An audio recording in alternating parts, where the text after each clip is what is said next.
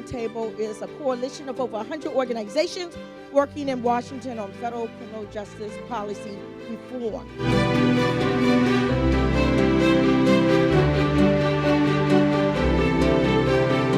The nitty-gritty of the Roundtable is its working groups, and that's where strategy is discussed, brainstorming is done, and we can really get down in the weeds. And that's the lifeblood of the Justice Roundtable. But the Roundtable is more general public gatherings for those who aren't necessarily enmeshed in the day-to-day work of the working groups, can still get a feel for what is happening and what is going on.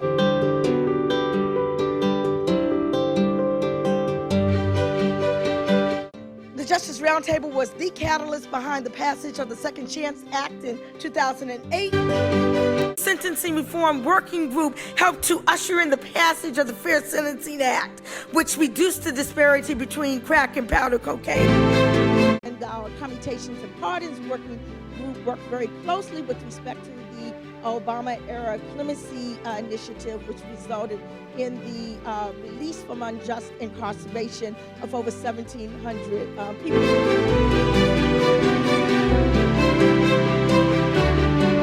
The fact that we have come together this evening, brought together, we got the call from the Justice Roundtable and we all responded. And it couldn't be a more critical and important time for us to share an evening like this, but be together under one roof, reminded that we are all in this together.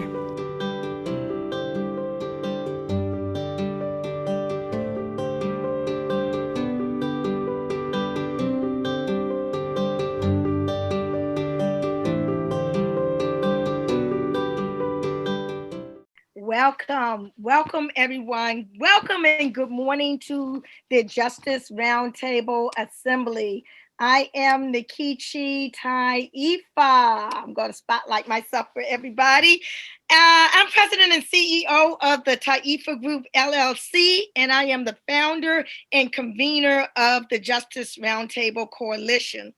As highlighted in the video that you just saw, the Justice Roundtable is a coalition of over 100 organizations working in Washington over the past 19 years on issues of criminal legal system reform and transformation.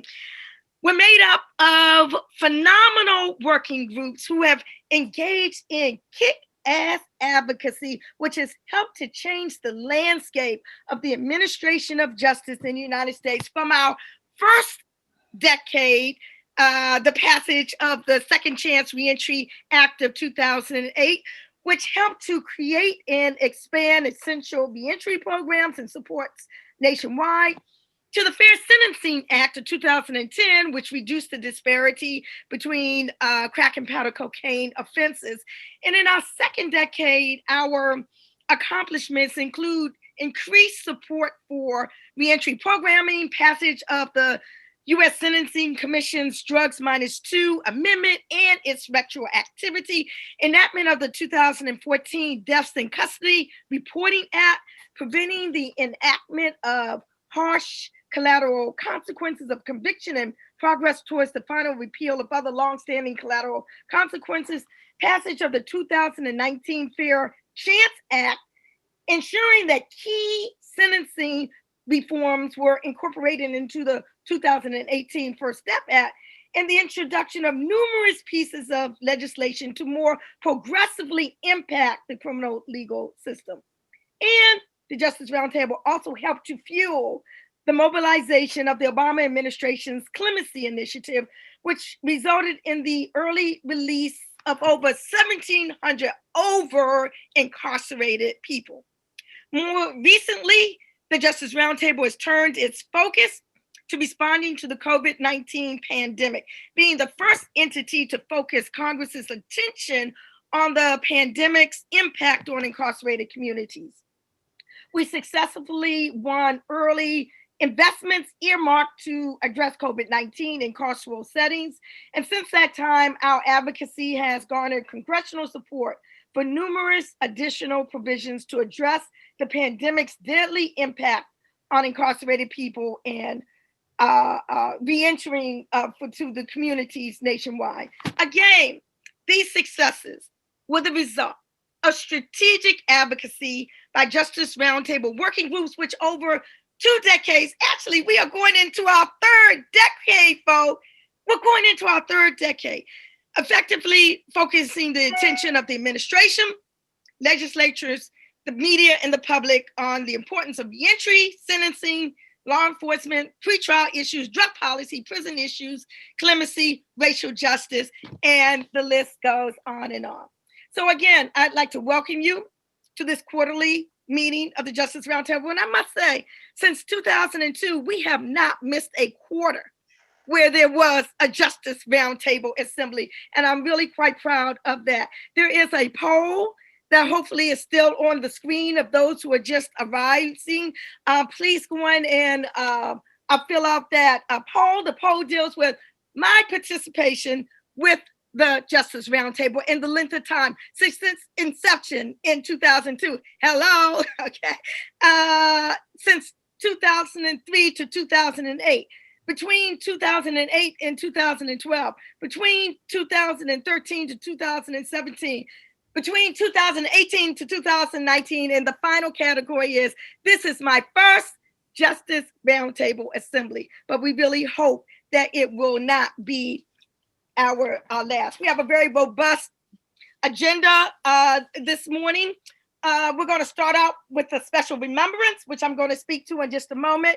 And then we're going to go into a very robust discussion involving Senate and House Judiciary Committee staffers and Biden-Harris Judiciary Transition staff, discussing 2001 priorities with Justice Roundtable leaders, with a Q&A and discussion with our esteemed moderator, Kanya Bennett.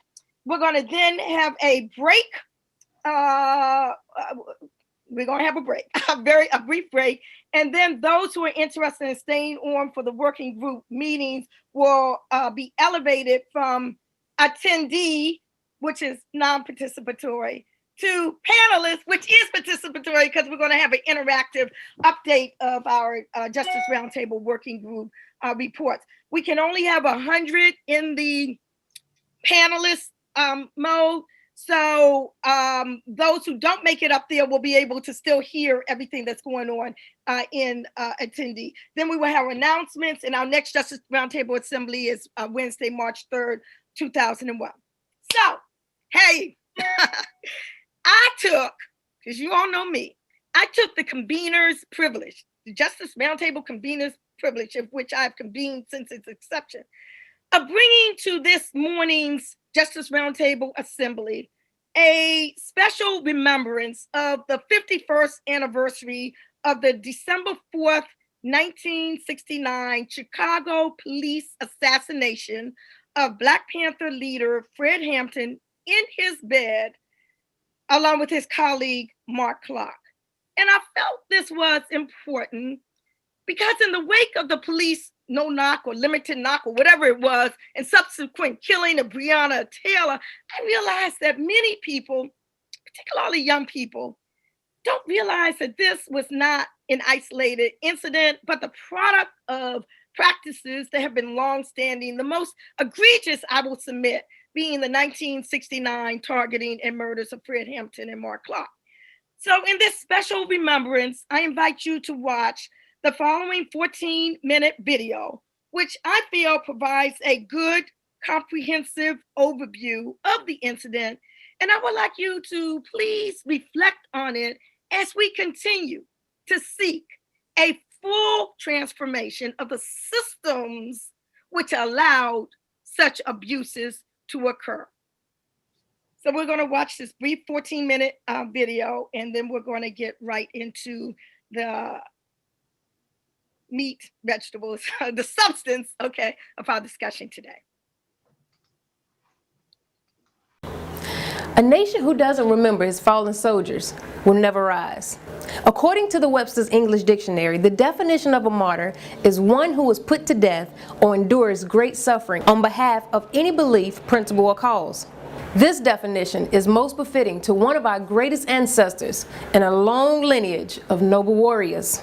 The one we speak of is the revolutionary Fred Hampton. anybody and form coalition with anybody that has revolution on their mind. We're not a racist organization because we understand that racism is an excuse used for capitalism, and we know that racism is just a byproduct of capitalism. Everything would be all right if everything was put back in the hands of the people, and we're going to have to put it back in the hands of the people. That's why they want to get rid of me, because I'm saying something that might wake up some other exploited people and some other oppressed people, and if all these people ever get together, then these pigs that are exploiting us, we'll be able to run them into the lake. That's why they want to get rid of us. Fred Hampton was born August 30th, 1948, and was raised in the Maywood suburbs of Chicago. He was an excellent student who was known and loved by many in his community. At an early age, he joined the fight for equality and freedom for his people. He was only 17 when he joined the NAACP and eventually became youth president of the Illinois chapter. He was a master orator, full of charisma. As a teenager, he organized over 500 black youth to lobby city officials to improve the academic and recreational institutions in the black community. And in 1968, like many other young black activists, he became disenchanted with the NAACP. And he joined the Black Panther Party. If you dare to struggle, you dare to win. If you dare not to struggle, then goddamn it, you don't deserve to win. Let me say peace to you if you're willing to fight for it. The dark brown shades of my skin only add color to my tears. Oh, that splash against my hollow bones that rocks my soul. In America, black people are treated very much as the Vietnamese people or any other colonized people, because we're brutalized. The police in our community occupy our area. Our community as a foreign troop occupies territory, and the police are there not to, in our community, not to promote our welfare or for our security and our safety, but they're there to contain us, to brutalize us and murder us, because they have their orders to do so. And just as the soldiers in Vietnam have their orders to destroy the Vietnamese people.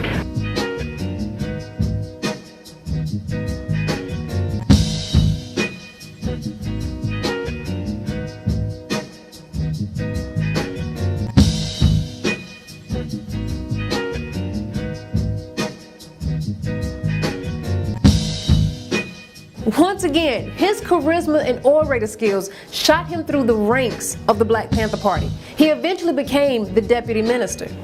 Under his leadership, the People's Clinic excelled, and the breakfast program for children reached new heights. People learn by example. I don't think anybody has an argument with that. I think that when Huey P. Newton said that people learn basically by observation and participation, I think that everybody caught on to that. So what we're saying very simply is that if they learn by observation and participation, then we need to do more acting than we need to do writing. And I think the Black Panther Party is doing that.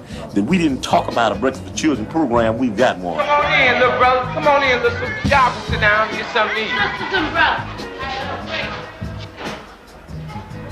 eat. Due to his dynamic ability to organize and mobilize, he quickly became chairman of the Black Panther Party.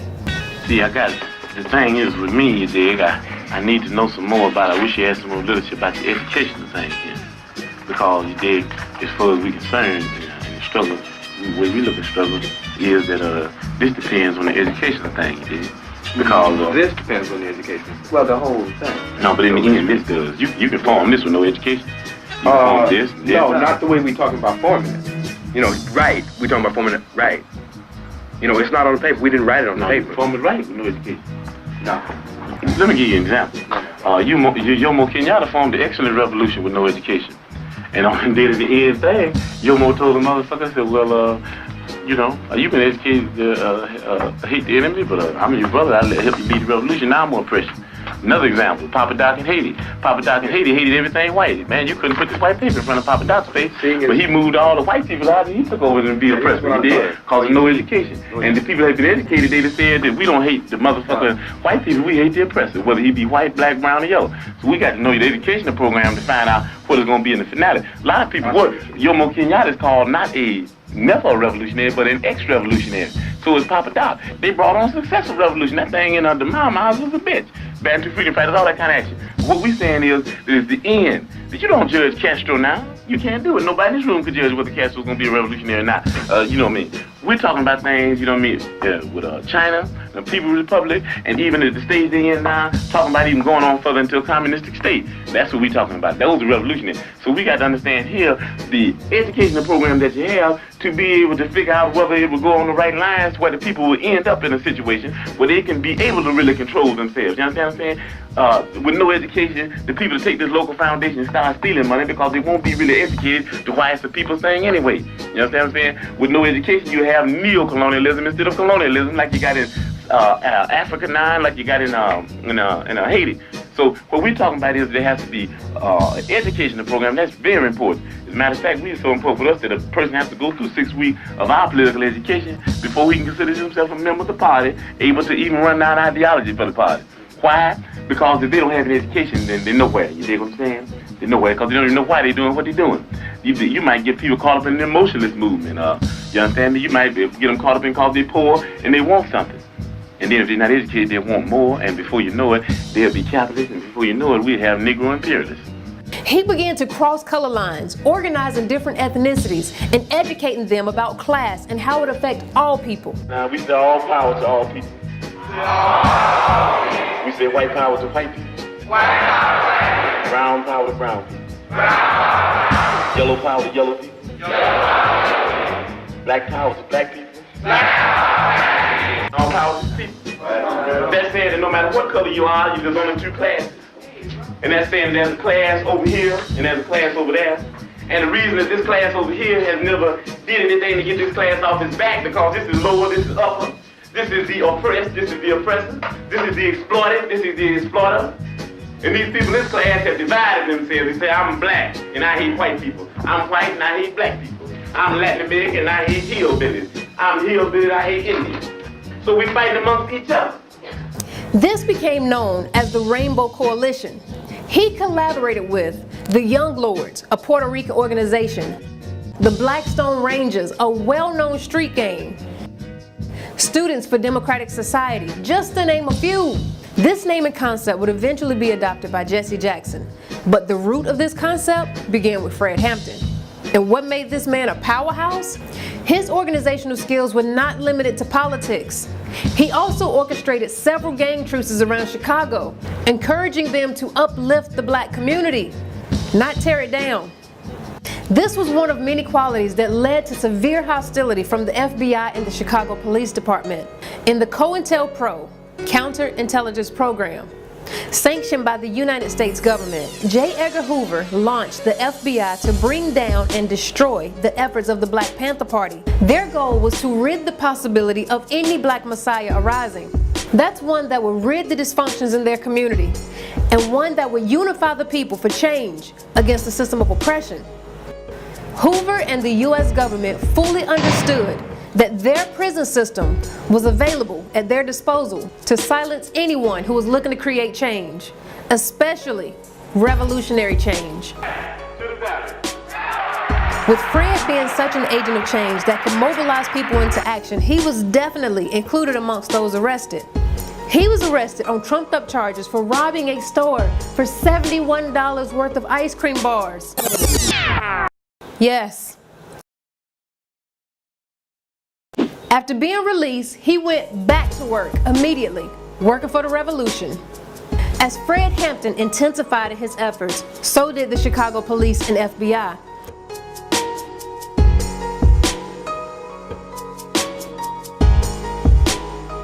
This led to the recruitment of William O'Neill by the FBI. My recruitment by the FBI was very efficient, very simple really. I'd stolen a car and went joyriding over the state limit, and they had a potential case against me, and I was looking for an opportunity to work it off. And a couple of months later, that opportunity came when FBI agent Roy Mitchell asked me to go down to the local office of the Black Panther Party and try to gain membership. He was able to get close up on Chairman Fred, even becoming one of his bodyguards. We're very confident that nobody's coming in the front door. One day then nobody. No gas. Nobody getting on the roof, Jim. I want you to know that. Nobody getting on the roof. We believe in, what is it? Fire, cover, and time. William O'Neill, on December 3rd, slipped a barbiturate into the drink of Fred Hampton, ensuring that he would be asleep for the mass murder prepared by the police department. On December 4th, at 4:30 a.m., a pre-dawn raid took place at 2337 West Monroe Street. 12 officers opened fire, assassinating Fred Hampton while laying in bed with his girlfriend, Deborah Johnson. In this raid, Fred Hampton and Mark Clark were both assassinated. Deborah Johnson, his girlfriend, along with 4 others, survived, but were seriously wounded. Pigs kept on shooting. So I kept on hollering out. Finally, they stopped. They pushed me and the other brother by the kitchen door and told us to face the wall. Heard a pig say, he's barely alive, he'll barely make it. I assume they were talking about Chairman Fred. So then they started shooting the pigs, they started shooting again. I heard the sister scream. They stopped shooting. The pig said, he's good and dead now. Pigs running around laughing, and they were really happy, you know, talking about Chairman Fred is dead. I never saw Chairman Fred again. This raid was ordered by the FBI, carried out by the Chicago Police and Cook County, Illinois State Department office, led by Edward Hannaran. This brutal act of state repression took the lives of one of the greatest revolutionary fighters at the tender age of 21. Although he died young, he left a lifetime of work and a legacy. Over 5,000 mourners attended his funeral. Many argue that Chicago would be a different place if Fred Hampton were still here to continue the revolution. They came in our community just like a thief in the night. And they just snatched Fred's life just like that, you know. And it's just like, why? Why? This brother didn't have done nothing to none of you all. The only thing that this brother has done was to instill a sense of pride and dignity and self-determination in his people. This great leader gave his life for millions of black people in America today. But as Fred Hampton says, I might not be back, I might be in jail, I might be anywhere. But when I leave, you can remember I said with the last words on my lips that I am a revolutionary. I don't believe I'm gonna die because I got a bad heart. I don't believe I'm gonna die because of lung cancer. I believe that I'm going to be able to die what I was just the thing that I was born for. I believe that I'm going to be able to die high off the people. I believe that I will be able to die as a revolutionary in the international revolutionary proletariat struggle. And I hope that each one of you will be able to die in the international proletariat revolutionary struggle, even be able to live in it. And I think that struggle is going to come. Why don't you live for the people? Why don't you struggle for the people? Why don't you die for the people?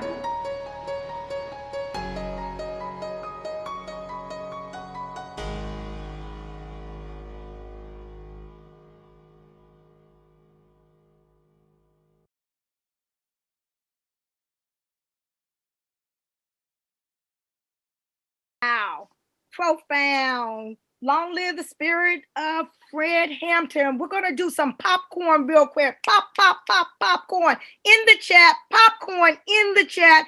If you have never heard of Fred Hampton before this video, what would we put? Yes or no? Wait, have you ever heard of Fred Hampton before this video? Put yes or no. Have you ever heard? Pop, pop, pop. Let's put it in the chat. Let's see who's up in there. Yes, yes, yes, yes. Oh, I love this. Yes, yes, yes. All right, yeah. Yeah. I grew up in Chicago. All right. Next popcorn. Did you know that Fred Hampton was the founder of the first Rainbow Coalition? The first Rainbow Coalition. Did you know that? Yes, no, no, no. Let's see. Yes, no, no, no, no, no. Okay. There is a film that's out now on somewhere on the internet called The Trial of the Chicago 7. Did you know Fred Hampton was featured in that a young Fred Hampton, of course, before he was assassinated, was featured in that film, The Trial of the Chicago Seven. No, no, no, yes, yes, no, no, no, yes, yes, yes, yep, yep, no, yes, yes, no. Okay. Before viewing this documentary, did you know that the federal government, Cook County and the city of Chicago, paid a $1.85 million settlement to the Clark and Hampton families, along with others who survived the ambush? Did you know that there was a settlement, 1.85 million, before this video? Yes or no? No, no, no, no, no, no, no, no, no, no, yes, no, no, no. Okay. Did you know that a federal grand jury determined that the police were responsible for 82 to 99 gunshots through the building, while only one shot appeared to have been fired from the inside? Did you know that? Did you know that 82 to 99 of the gunshots were from the police? No, no, yes, yes, yes, yes, yes. Despite the fact that they lied and said that all the shots came from the inside. Have you heard of COINTELPRO? Yes or no? Have you heard of COINTELPRO? Yes, yes, yes, yes, yes, yes, yes, no, yes, yes, yes, yes. Have you heard of Operation Relentless Pursuit? Have you heard of Operation Relentless Pursuit? Yes, yes, no, no, no, no, yes, yes, no, no, yes, no, yes, yes. Have you heard of Operation Legend? Have you heard of Operation Legend? Yes, yes, yes, no, no, yes, yes, yes, no, no, no, no, no, no, no. And then finally, did you know there is a movie, Hollywood movie, about Fred Hampton scheduled to be released next year? Movie next year. No, no, no, yes, yes, no, no, no, yes, no, no, no, no, no. All right, give yourselves a virtual hand. Just before we turn to our panel, I want to pull up, hopefully it'll come up, the poll. Yes. Okay, we had a poll at the beginning in terms of my participation with the Justice Roundtable. We have 140 participants right now. Out of that, 12% of participants on this, folk on this line, 12% have been with the Roundtable since 2002. All right. 7% have been with the Roundtable between 2003 to 2008. 9% have been with the Roundtable between 2008 and 2012.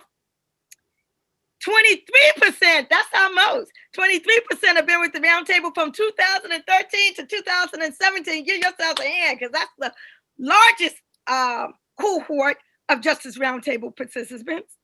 13% have been with the Roundtable between 2018 and 2019. Oh, no, no, no, excuse me, my bad. The largest cohort, oh my God, of folk who this is their first Justice Roundtable Assembly, a whopping 37%. This is, y'all, you know what you've been missing over the last almost 20 years, y'all? Hey, it's all good. This is my first Justice Roundtable Assembly. If it is, put it in the chat. Yes, yes, yes, yes, yes. If it's your first assembly, 37% of our 142 people who are online now, this is their first assembly. Well, we hope that it will not be your last. In the chat, there is, well, I'll speak to that in a minute. Actually, I'll speak to it now because it is 10:30. And if y'all know anything about me, I believe I'm starting right on time. And we had our introduction, we had our special remembrance, we had our polls, and now we're going to come to a very special part, our feature part of the Justice Roundtable Assembly. And just to introduce the feature part, before I introduce the moderator, I just want to say that I am so very proud of the Justice Roundtable Working Group. I don't know if y'all can see this. Bam! This is the cover of the transition report that the Justice Roundtable submitted. The movers and shakers of the Roundtable, I'm telling you, they participated in a record time production last month of a 77-page document, Transformative Justice, Recommendations for the New Administration and for the 117th Congress, a report chock full of guidance outlining both short-term and long-term policy changes, beginning with law enforcement accountability, which has been the subject of unprecedented protests, continuing by correcting the harms of pretrial detention, the punitiveness of drug policy, the excesses of sentencing, the barriers to reentry, and the underuse of clemency. And it includes excising the 13th Amendment's prison slavery exception clause, a comprehensive reckoning with race, and an institution of international standards for human rights protections. It is our hope that together the proposals in our document will help the incoming president and Congress bring the country into a new decade. Again, indeed, the Justice Roundtable's third decade, okay, as we look forward to supporting members of the executive and legislative branches who believe in transformative justice for 2001 and beyond.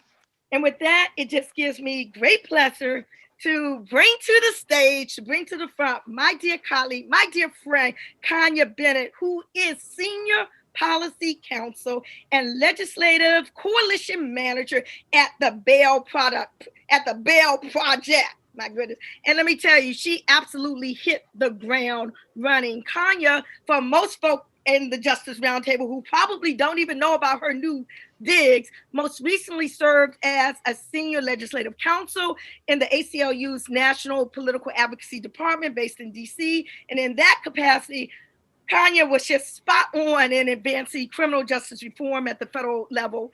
And prior to that, she spent over 3 years at the American Constitution Society as Director of Policy Development and Programming. She also served as counsel to the House Judiciary Committee for over 8 years, completed a fellowship at the Congressional Black Caucus Foundation immediately upon graduating from law school. And that's when I first met her, when she was a CBC fellow walking the halls of Congress way back in the day. I followed her throughout her career, and here she is now. She's going to tell us what is about to happen now. I'm going to have her take it from here. Kanya Bennett, you got the stage, and I'm going to give you the spotlight. Bye. Thanks, Nikichi, and thank you for that warm introduction. Good morning, everyone. I also want to thank Nikichi for her leadership of the Justice Roundtable during one of the most critical transition points in our nation's history. We are very proud of the Justice Roundtable's transition report, Transformative Justice, which provides a roadmap for the next president and the 117th Congress to implement critical changes needed at the federal level. While Nikichi always points to the working groups as the Roundtable's backbone, we know that it is no easy task to corral and focus more than 100 organizations on agenda setting. And it really could not be done without you at the helm. So just want to lift you up and acknowledge you and the work that you do, since you're always busy celebrating us. This morning, we are very excited to be joined by Roy Austin, who is a partner at Harris, Wiltshire, and Grannis, and a member of the Biden-Harris transition team overseeing justice-related matters. But many of us know Roy from his domestic policy council days, those days we all miss, when our trips to the Obama White House were weekly, and we met with Roy and his colleagues in DPC to discuss criminal justice policy on policing and sentencing, and really every issue in between. Certainly a lot has changed in these past 4 years, and we are eager to restore previously won gains that have been dismantled in the justice reform space. But the coalition has really evolved since 2016, and there's a lot of work to do, a lot more work to do, certainly in the midst of a health pandemic, with thousands of people in our nation's jails and prisons, particularly vulnerable to COVID-19, fighting to stay alive. And as we continue to confront a policing pandemic, with not even a health crisis able to stop the 1,000 people killed by police each year. Over the next couple of weeks, Roy is eager to have conversations with those of us in coalition to better understand our transformative justice agenda. And while Roy has primarily been and will be in listening mode and questioning mode, we were on a call with him yesterday, and I felt like I was in law school with Roy's questions. During the next 5 minutes, we're going to hear from Roy, and he's going to talk to us about what the transition process entails and perhaps preview some of the urgent needs from the coalition, given some of the commitments made on the campaign trail, such as creating a national use of force standard and ending cash bail. After that, Roy is invited to go back into listening mode and join us for a discussion between Hill staff and advocates on priorities for the 117th Congress, on things we would like to get to the next president's desk. So we have a lot of people and priorities to elevate. And with that, we're going to go ahead and get started. Roy? Thank you so much, Kanya. I hope you can hear me. I was having some issues with my camera this morning, but can everyone hear me? Because I can't see you, which is a little unusual this time. We can hear you, Roy. All right, wonderful, wonderful. And thank you so much. And of course, I walked in on Nikichi and all that energy. And Kanya, thank you for the very, very kind introduction. And I am so happy to see that the Roundtable has been flourishing these last 4 years. I know that there is a lot that all of you have been doing to make sure that justice remains on the top of everybody's mind. And I really do appreciate so many of you and miss those regular meetings to hear some of the amazing thoughts that you had. So let me just be very clear as to kind of my role with the transition and the transition team in general. The transition team is a team of people that really they were put together to make sure that the Department of Justice can hit the ground running. It is not a team that is meant to be the policy team for the new administration.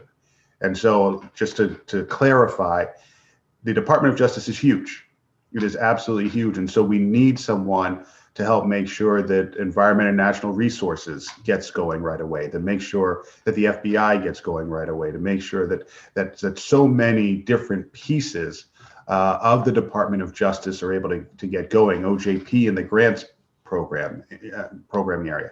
I am joined on the kind of criminal justice front by Pam Carlin, who many of you may know as a Supreme Court advocate and an unbelievable voting rights advocate, and Danielle Connolly, who was very involved in the Harvard affirmative action case and has also been, and was someone who was very close to Sally Yates.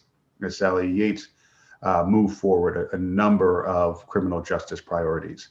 So I'm certainly not alone as someone with experience in the civil rights spaces on the transition team. But again, our job is really to make sure that the Department of Justice can hit the ground running on day one, the moment that Joe Biden is actually sworn into office.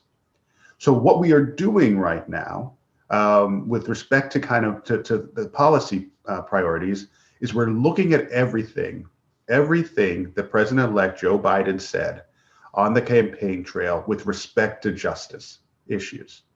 And we're trying to ensure that those are commitments that were made that he can fulfill in the time frame that he set forward to fulfill those commitments. And if you look back at what he said, he said about 25 to 50, depending on how you look at it, 25 to 50 different things in the justice space. And I think that everyone on this call would appreciate many, many of those things. So we are trying to, put some backbone behind those things, put some infrastructure behind those things and those ideas. At the same time, we are hearing from many of you about other ideas, about broader ideas, about things that you want to see come out of the next administration. And we're taking all of those in, and we are going to largely pass those along to the next administration.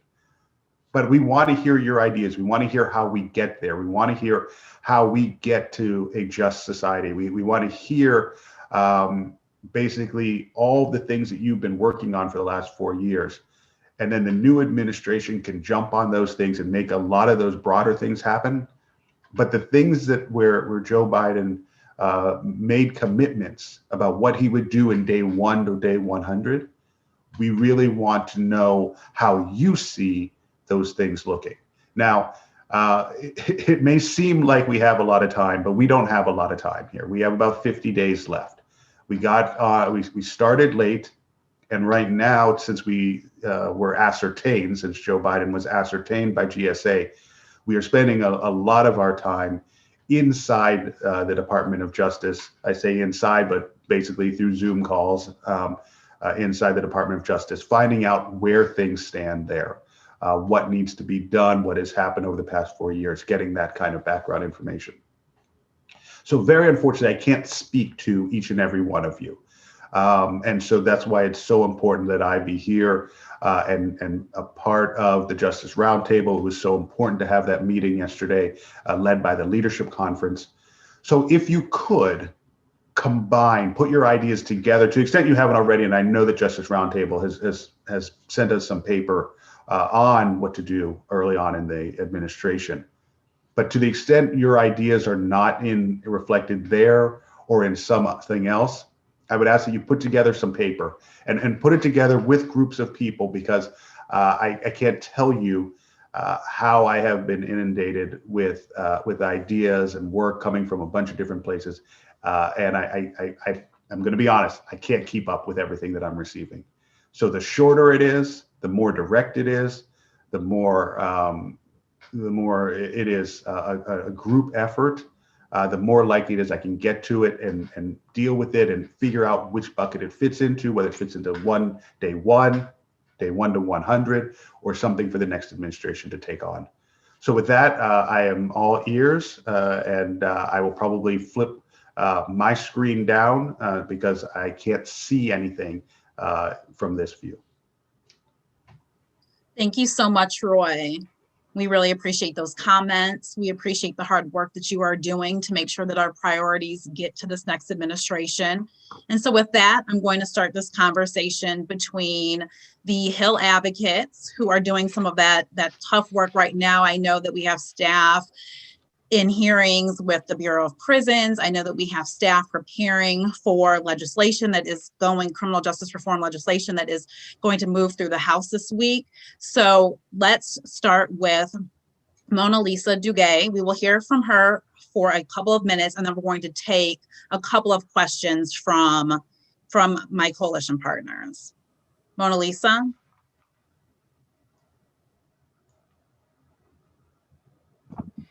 Hi, good morning, everyone. Thank you so very much, Nakishi and Kanya, for inviting me and for everything that you guys do at the Roundtable. Phenomenal work.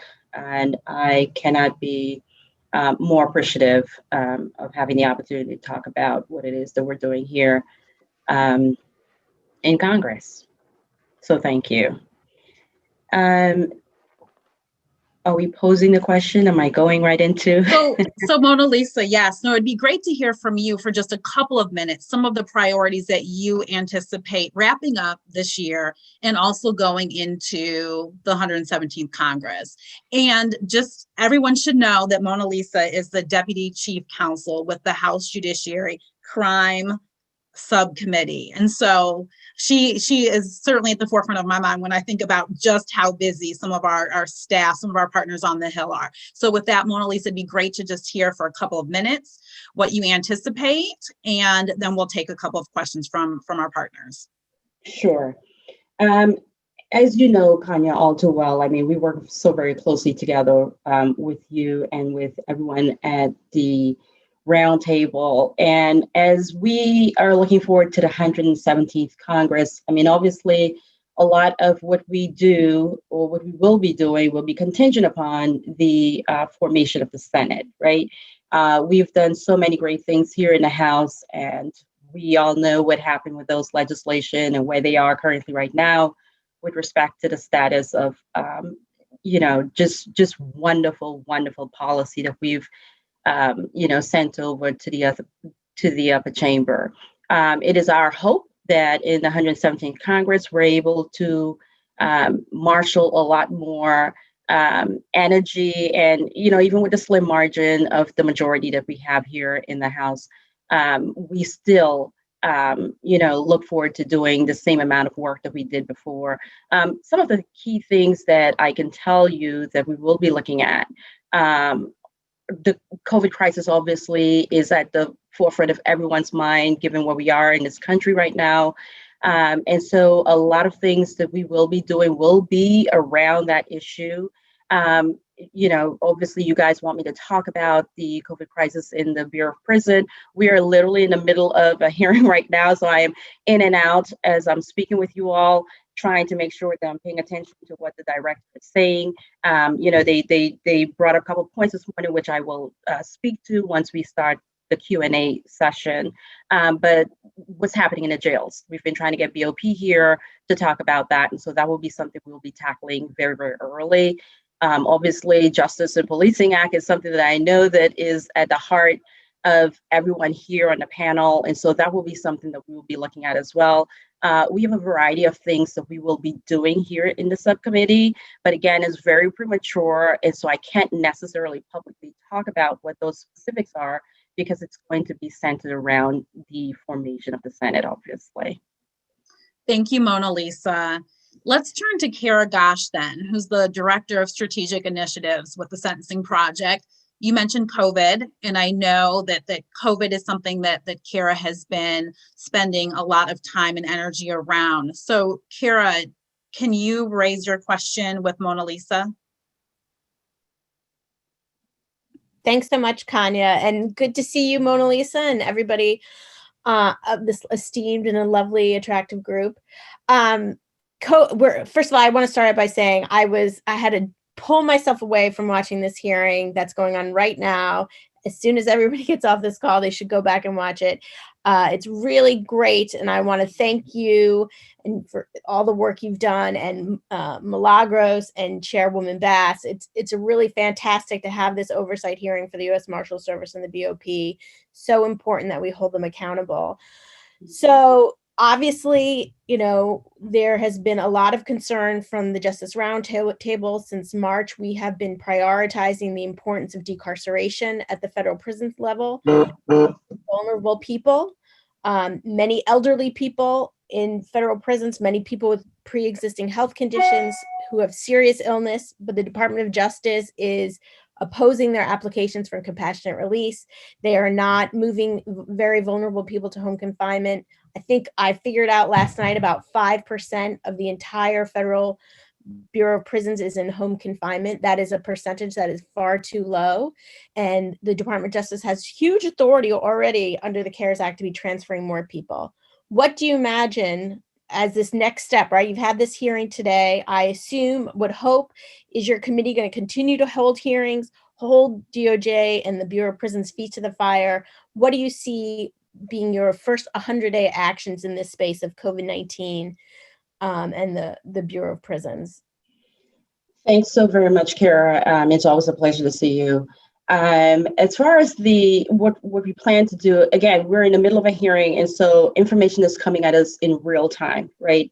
And so we're taking note of what's happening. We have not been able to get a lot of our questions answered. We have submitted a tremendous amount of material, written material to BOP, and we have not been fortunate to receive any response. And so today, at the last hour, we're finally getting our chance. Two things stood out to me so far, right? One of the things that the director talked about was the fact that testing is not something that is mandatory for the staffers. And so, of course, if you have testing taking place within the facility with the individuals there, but then you have the staffers coming in and out that are, part of the community and coming back into contact with the inmates, we have a huge problem, right? Like SJL raised this question this morning, how exactly are we to curtail this problem if we are having individuals come in and out as staffers and are electing or opting out of testing? So that's something that I think that the committee is probably going to take a very, very strong look at. The director said that he cannot mandate testing upon the staffers. And so that's something that we're definitely going to have to take a serious look at, because if you're testing folks inside, you're not really, helping, stop the spread of the virus if we are allowing staffers to come in and out and not be tested, right? Especially with the confined spaces we're dealing with, and the fact that jails and prisons are not designed to allow for effective social distancing, right? And so that's one thing that is glaring to me. The second one is the configuration issue that ACLU has already addressed with BOP. We all know that there's a current lawsuit that's currently pending, and they weren't really able to answer that question, right, with respect to what exactly is the BOP intent to do relative to the configuration of the jails as they stand now for future pandemics. So that's something that I think that we're going to be taking a very, very good, close look at. So it's hard for me to tell you specifically what it is that we're going to do relative to COVID in the prisons, because we still have a hearing ongoing and information is still coming to us. And so we'll be able to speak with you all more after the hearing is done and we have all the information, we've had an opportunity to digest it. But this is definitely a priority for the committee in the 117th Congress. Thank you so much, Mona Lisa. And we certainly respect that this is all happening in real time and that we will have conversations, post this discussion today. Another thing happening real time is obviously, the MORE Act, the House readying itself for a historic vote on a racial justice marijuana reform bill. So I want my colleague, my coalition partner, Maritza Perez, to jump in here. She is the director of the Drug Policy Alliance's National Affairs Office. Maritza, can we get you to join the conversation? Yeah, hi, happy to be here today. So as was stated, we're really excited about the vote on the MORE Act that's coming up this week. This bill is scheduled to make history. It would be the first bill that deschedules marijuana at the federal level. In addition to that, it includes some great criminal justice provisions like resentencing and expungement. In the United States. So what we've done, of course, is participate in various cities around I think somebody needs to mute themselves. There we go. Okay. It includes expungement and resentencing for marijuana convictions and some really great social justice programs to diversify the industry, but also to ensure that marijuana revenue goes back to communities most harmed by the war on drugs, particularly people who have been most harmed by the war on marijuana. Given that, this bill is slated to be successful this year, what do you see the path for the MORE Act in the next Congress? And then also, how do you all envision working with the next administration on pushing for marijuana reform that is inclusive of full descheduling? Thanks for that question, Maritza. And thanks for what you guys do at DPA. Look, it took us a while to get here. You guys know how much of a fight it was for us to get to this day, right? And so even within our caucus, it took quite a bit for us to be able to actually bring this to the floor this week. And so, but the numbers, the numbers tell the story. There, FBI has already reported, and you guys know this, over 545,000 marijuana arrests. We're in 2020, and that makes up, 35%, I think, of the arrests that are drug related. 2/3 of the country, we know, support legalizing marijuana. And so if that's the case, then I think that this train is not stopping, right? Like, this train has left the station, it's moving, the country's moving with it. They are until 2/3 of the country currently right now support legalizing this. We are hoping that with that and with the statistics that we all know about today that we didn't know before, and with the champions that we have in the Senate and my wonderful colleagues that are here, Zogby, Tanya, and others, we're hoping to be able to have some kind of successful path in the Senate. We have our Vice President-elect Harris, who has been a champion on this issue in the Senate along with her colleagues. And so we're hoping that, her going into the administration will allow us the path to be able to work very closely with the administration in making this a successful endeavor. Thank you, Mona Lisa. Thank you, Maritza, for that question. Mona Lisa, we'll let you get back to the hearing. And you mentioned your colleague on the Senate side, Joe Zogby. And so, Joe, it'd be great to hear from you at this time here about the Senate and sort of what you're contemplating as the year comes to a close and as we move into the next Congress. Joe Zogby is the chief counsel to Senator Dick Durbin. of Illinois. Joe? Good morning, everyone, and good to see everyone, Kanya and Nikichi and Kara and Mona Lisa. Thank you to the Justice Roundtable for organizing this event and for all of your important work. I actually want to pick up right where Mona Lisa ended, which is with the Senate. It's actually a month from now when the voters of Georgia are going to determine whether the Senate remains in Republican control or whether Democrats take the majority. And we need to be clear about this. Justice is on the ballot in Georgia. And to understand that, you really need to look no further than the Senate Judiciary Committee. Look at what's happened in the last 2 years. COVID raging through the federal prisons. We had one hearing, and advanced no legislation.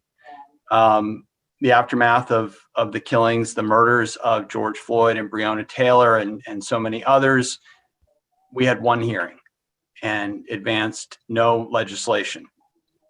The Judiciary Committee typically, in the time I've been on the committee for 17 years now, has held annual oversight hearings to examine the Department of Justice, to call the Attorney General in to answer questions. For the last 2 years, with Republicans in the majority, we've had 0 hearings on the Trump administration's Department of Justice. In the last year, we've had 4 hearings on the Obama administration's Department of Justice. So it's pretty clear that with Republicans in the majority, we're not going to see a commitment to oversight, and we're not going to be able to advance the kind of legislation that's necessary in order to transform our justice system. If Democrats are in the majority, if we're able to win those 2 seats in Georgia, transformative justice will be on the agenda. Rigorous oversight of the Biden-Harris administration will be a part of our agenda. We'll be able to advance legislation like Senator Booker and Senator Harris's Justice and Policing Act, my boss, Senator Durbin's legislation to abolish the federal death penalty once and for all, and to stem the use of solitary confinement in federal prisons. When it comes to Democrats having the majority, we'll be able to advance the nominations for critical posts at the Department of Justice, like the Attorney General, like the head of the Civil Rights Division, and frankly, progressive candidates for those positions will have a chance of getting confirmed. I don't want to leave you with the impression that if Republicans manage to pull out those seats in the Georgia runoff in less than a month, that we will not be able to do anything. That's not the case. Senator Grassley is taking over as the top Republican on the committee. Senator Lee is also on the committee. So there are folks with whom we've been able to partner, and I think that will continue. It's just the agenda would look a lot different. I think you'd see less oversight. I think it would be harder for the Biden-Harris nominees to get confirmed. And certainly when it comes to legislation, we'd be looking at a much more modest agenda.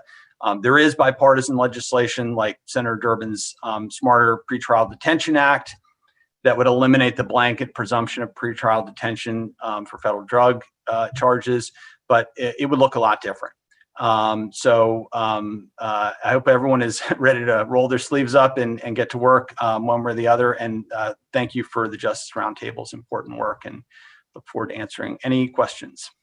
Thank you so much for that, Joe. I want to turn to my colleague, Patricia Richmond with the Federal Defenders. I know she has a question for you, wants to circle back on BOP and sort of the accountability that can be had there. I know she's tuned into the hearing right now. She's particularly outraged and frustrated at what BOP is conveying. So Patricia. Thanks, Kanya, and thanks to Joe and the other staffers who've joined us today, and to Roy.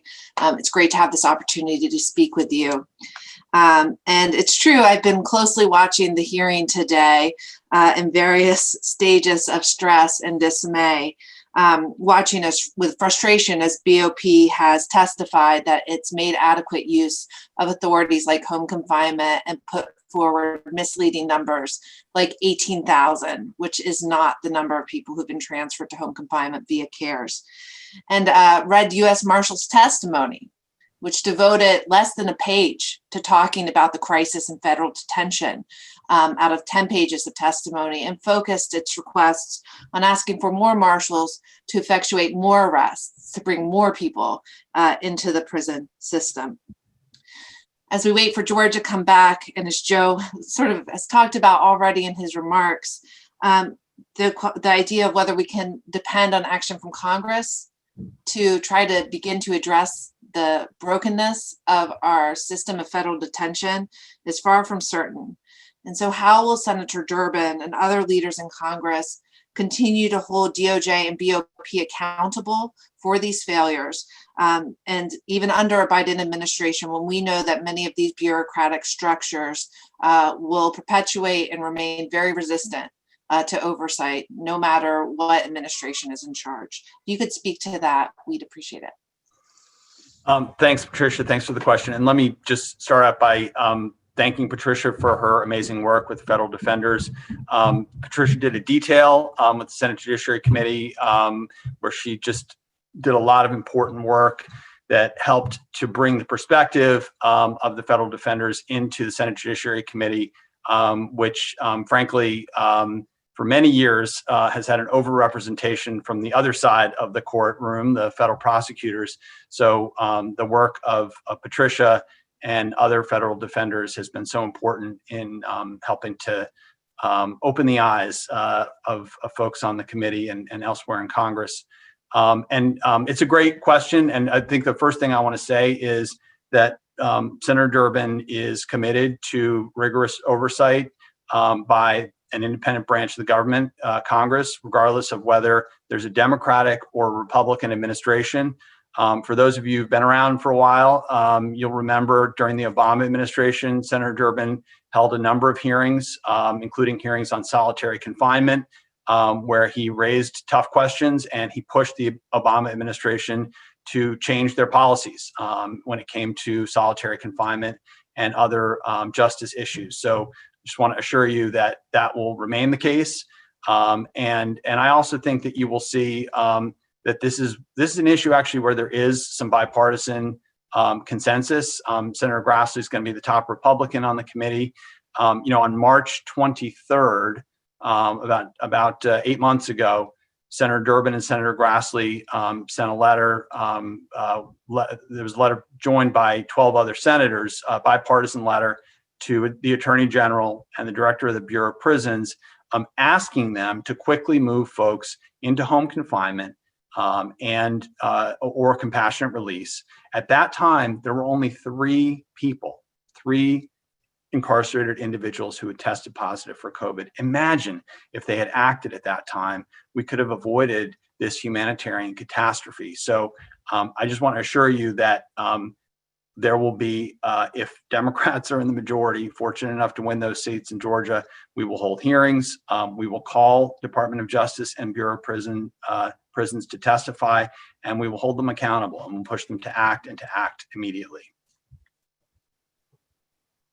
Thank you so much, Joe. Thank you, Patricia. Again, we really appreciate those commitments on behalf of Senator Durbin. And, the coalition and the advocates look forward to partnering and pushing to make sure that we tackle this situation regardless of the administration. This pandemic continues to be here, and we want to make sure that those who are in our jails, those who are in our prisons, as I shared at the start of this discussion, are not left behind. So, Joe, thank you. We will now turn our attention back to the House side.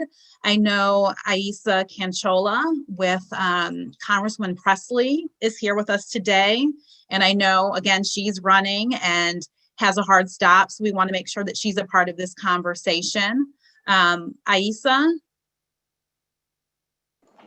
Hi, good morning, everyone. It's a pleasure to be with you all and see some very friendly, familiar faces. So a pleasure to be in virtual community with all of y'all. Greatly appreciate all of the work and dedication that you bring to the space and to the work. And we really appreciate your partnership on this. Really welcome the opportunity to kind of talk through what our remaining priorities are for the remaining days of the 116th and kind of looking ahead to the 117th. And I think as many of the speakers have mentioned before, COVID is kind of that number one priority. As Kanya had mentioned, making sure that folks who are incarcerated are not left behind, but as we're also having a conversation about a potential, vaccine deployment, how we can also make sure that not only testing, but access to a vaccine is also prioritized for folks who are not able to socially distance and physically distance, and really taking advantage of the time that we do have to avoid any further, loss of life and any further kind of exacerbation of this humanitarian crisis that we're seeing behind the wall. Additionally to that, Congresswoman Presley has been really working on additional oversight and pressure on the Trump administration to halt the scheduled federal executions that have been spurred over the last, few months. And, we know that we do have a few more that are scheduled through the end of the year. And so really trying to kind of beat the drum there to really raise awareness and apply pressure, both kind of with the Trump administration now, but also building that pressure ahead of, the beginning of the Biden-Harris administration. Know that this was an area of alignment where, they were committed to ending this. And so really pushing, the Biden-Harris administration early on to, to halt this, any further kind of use of the death penalty, and really taking it a few steps further. Did get a chance to read through the recommendations of the Roundtable and really loved the ideas of not only just halting the use of these executions, but really pushing them to encourage DOJ to no longer move forward with sentencing, proactive sentencing further death penalties, and really looking at other ways that we can both symbolically, but also just literally make this a very, very dark practice in our past and look and move forward from there. So I think that's going to be an area of focus for us leading up to the end of this Congress and within the first 100 days. And then also just one last kind of oversight measure. We are not on the committee of the Judiciary Committee, but through our work on financial services and on oversight, we've been doing a lot to pressure BOP to ensure that they are working to get the economic stimulus payments that folks are entitled to, as a result of the CARES Act. So really working on that front as well. So those are kind of our oversight related priorities. But as we look into the 117th, I think we look forward to continuing to legislate towards the priorities laid out in the Congresswoman's, People's Justice Guarantee, which really kind of took on an overarching and transformative kind of approach to criminal legal reform, really looking at continuing to legislate towards, budgets that reflect, what our communities need, budgets that value, finally value Black lives and brown lives, and really working to ensure that any priorities that come out of the House, whether that's justice and policing, whether that's, any other type of police reform package, that we are really pushing for it to be as bold and as progressive and to really meet the moment, because we've seen so much momentum. And in this moment of reckoning, I think it's very important for us and that communities see policies that really reflect the demands in community. So with that, really look forward to continuing to work with Janice and folks on the committee, and really just want to give credit where credit's due and thank them for all of their work, getting justice and policing across the finish line. But we really see that as the floor moving into the next Congress, and to see what we can potentially achieve with a Democratic administration to really kind of get this through the finish line in the 117th. Thank you so much for that, Aissa. We really appreciate the work that you're doing for the Congresswoman as her legislative director. We appreciate you, as you named it, being bold, being progressive, really trying to push the caucus to ensure that the policies that are being advanced are reflective of the interests of the Black and brown people, many of whom are responsible for, the change in the status quo in Washington next year. So again, thank you for that. We have a question from Chris Scott, who's the Senior Policy Advisor with Open Society Policy Center. Chris? Thanks, Connie. Thank you, Aissa. Thanks, everybody, for joining us today. So my question to be quick, and I just want to ground us in the fact that the work that we're doing around policing is really critical, right? Many of us are privileged enough to not experience what most folks on the ground in BIPOC communities and BIPOC individuals have to experience. And so understanding that this is about saving lives, because you can't come back from the dead. You can reform your image, you can reform your reputation, you can do and adjust your politics however you want, but once you're dead, there's no coming back from that. And just being real crystal clear about why we do this work, and it's for the greater good, to make sure that we can address policing in a way where folks are held accountable and that Black and brown folks aren't disproportionately continue to be killed. With that, and given that your boss has been a champion around holding law enforcement accountable, and champion the ending the qualified immunity, not for just law enforcement, but for all. Is she willing, and are you all willing collectively to work with us and meet some of our demands, or all of our demands, around an accountability structure and rubric for the Justice and Policing Act, to actually get it to a place where at minimum it is doing what it's supposed to do to help people rather than be symbolic in nature? So just wanted to throw that question out there to you.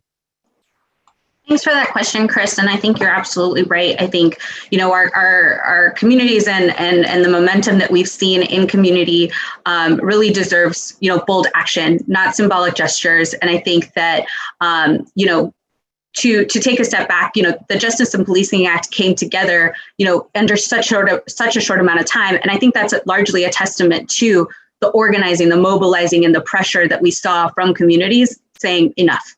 And so, obviously we have who we have in the Senate, and all of that still lays in the air. But I think for us, we are going to continue to work with anybody who will hear us out and who will work with us and come to the table, and will really take on and have those difficult conversations around the need to and fully eliminate qualified immunity. We were proud, the Congresswoman was proud to support the Justice and Policing Act, and saw that it was, it included much needed reforms.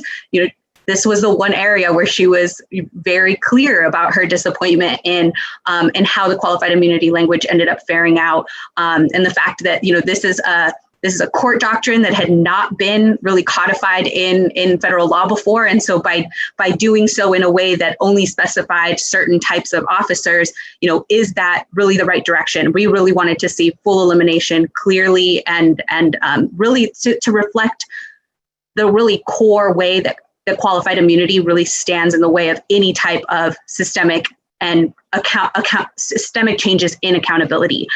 It's not about only applying qualified immunity to a couple bad apples or a small group of police officers. We know that qualified immunity is something that culturally has manifested and has allowed for the abuse and the violence, the police violence that we've seen in communities for too long. And so we are absolutely committed to continuing the conversation and continue to build momentum. We've been seeing, some states moving forward very aggressively on qualified immunity reform and elimination. We just saw our state house in Massachusetts pass a bill that, we were very disappointed in some of the qualified immunity pieces there, but we're starting to see a really real and tangible conversation around the role that qualified immunity plays and as a barrier to real accountability and real culture shift and change. And so I hope that we're able to work together to continue that momentum moving forward, and look forward to working with anybody and everybody in that fight. So. Thank you so much, Aissa. Thank you, Chris. Let's now turn to Tona Boyd, who is the Chief Counsel and Senior Legal Advisor for Senator Cory Booker. We'd like to hear from you, Tona. Hi, Kanya. Hi, Nikichi. Hey, everybody. It's wonderful to see all of your faces. Thank you so much for inviting me to this conversation. I think it's incredibly important, and so I'm so glad we're having it. I also just want to say thank you to all the folks on this call. Many of the initiatives that I'm going to talk about today are in no small part due to the expertise, work, and advocacy of everyone on this call in putting together sort of Senator Booker's criminal justice reform agenda. So thank you for that. Criminal justice reform, of course, is going to continue to be central to Senator Booker's Senate legislative agenda. In terms of this Congress, as we wrap it up, of course, COVID is a key focus. And so we have been pushing, since March for inclusion of the emergency community supervision language to ensure that more folks can be sort of released and we can really start to meaningfully address the crisis in prisons with respect to COVID. Now as we are winding to the end of the year, we have submitted language to leadership that was suggested actually by this coalition in terms of if there are any COVID funding provisions in the sort of final appropriations bills, that those are cabined enough so that we ensure it's not a blank check to law enforcement, for example, but that those provisions actually will be addressed to folks who are most vulnerable and in need. In terms of our agenda for next Congress, of course, as I said, criminal justice reform is going to be central. I think Senator Booker intends to reintroduce the Next Step Act at the start of the Congress. We have a bunch of updates and revisions that we're going to add to that bill. The Next Step Act is sort of Senator Booker's vision for what should follow the First Step Act. So it includes sentencing, prison, reentry, and some police reform provisions. We want to update those provisions to make sure they're as robust as possible. So that includes updating the Marijuana Justice Act provisions so that they reflect some of the updates that are in the MORE Act, which Senator Booker has, of course, expressed a strong interest in leading following Senator Harris's legacy there. We also intend to include the Second Look Act, which this coalition was really pivotal in helping us put together so we can start to address some of those lengthy sentences. We're looking at including potentially pretrial provisions in the bill as well. Some public defender provisions that we've started to discuss, and then updating some of the other reentry provisions that we have. So we're really looking forward to rolling that out. And then also rolling out, of course, the individual bills that comprise the Next Step Act. Of course, in addition to sort of the criminal justice reform package, policing is going to remain central to Senator Booker's agenda. And we look forward to working with the House and with the Biden-Harris administration to figuring out how we can continue to push forward those provisions in the next Congress. Thank you, Tona, for that overview. I appreciate you always making yourself available at all hours to entertain the numerous questions, comments that I have, that coalition partners have on the range of criminal justice issues that Senator Booker is tackling and taking on, of course, with you really doing the heavy lifting. So please know, as you ran down that list, I was definitely thinking about a lot of the conversations we've had over the last several months. There have been many, so thank you. Speaking of policing, my colleague and coalition partner, Chrissy Roth, would like to raise a question on that issue. So Chrissy. Thanks so much, Kanya and Tona. Thank you so much for your tireless work and entertaining, as Kanya said, our many questions and thoughts on how we can put together really meaningful legislation, and also Senator Booker's leadership in advancing the Justice and Policing Act. I think it's clear when he speaks about the issue how important he understands race is, which is very central to many of us in this work. It's not just about doing something nice, as Chris has said, and so that's really central to our understanding and the changes that we've requested for the bill moving forward. Now, obviously, earlier this year, the House passed the JPA, and there were certain challenges in the Senate, but given the obstacles that existed earlier, what obstacles do you anticipate moving the JPA forward in the 117th Congress, and what as advocates can we do to help get rid of those obstacles for you? Of course. So, first of all, thank you again. It's always great to be able to reach out to you all as well at the 11th hour to really get the feedback and really build momentum around all of these provisions. I think, as I think Aisa said, and as Joe Zogby said, it's really important that we don't lose momentum the momentum that was built this summer and the energy and the movement surrounding police reform. I think one of our biggest concerns is making sure that we again continue to push that, as Aisa said, the Justice and Policing Act is the floor, not the ceiling when it comes to police reform. And so I think one thing we want to make sure that we're going to do is push to get all of the folks who supported justice and policing last Congress back on board. We're not going to forget a single one of those members who supported the bill. And in the same way, I think we need to continue to build the support. We had 36 co-sponsors in the Senate. There are 47 Democratic members. I think we should have every single one on board on the bill. So I think that's one thing that we're going to need to ensure. And then, of course, the elephant in the room is what's going to happen in Georgia. That's going to be very critical to ensuring that we don't, water down any of these provisions as we go forward and try to make meaningful change. Thank you, Tona. Thank you, Chrissy. We look forward to working with you, and we'll let you get back to work. We know you have a lot going on as well. With that, I'm going to turn our attention to Nina Patel, who is legislative counsel with Congressman Bobby Scott. Nina? Hi, thank you so much. Nikichi and Kanya, thank you for inviting me today to speak on these issues.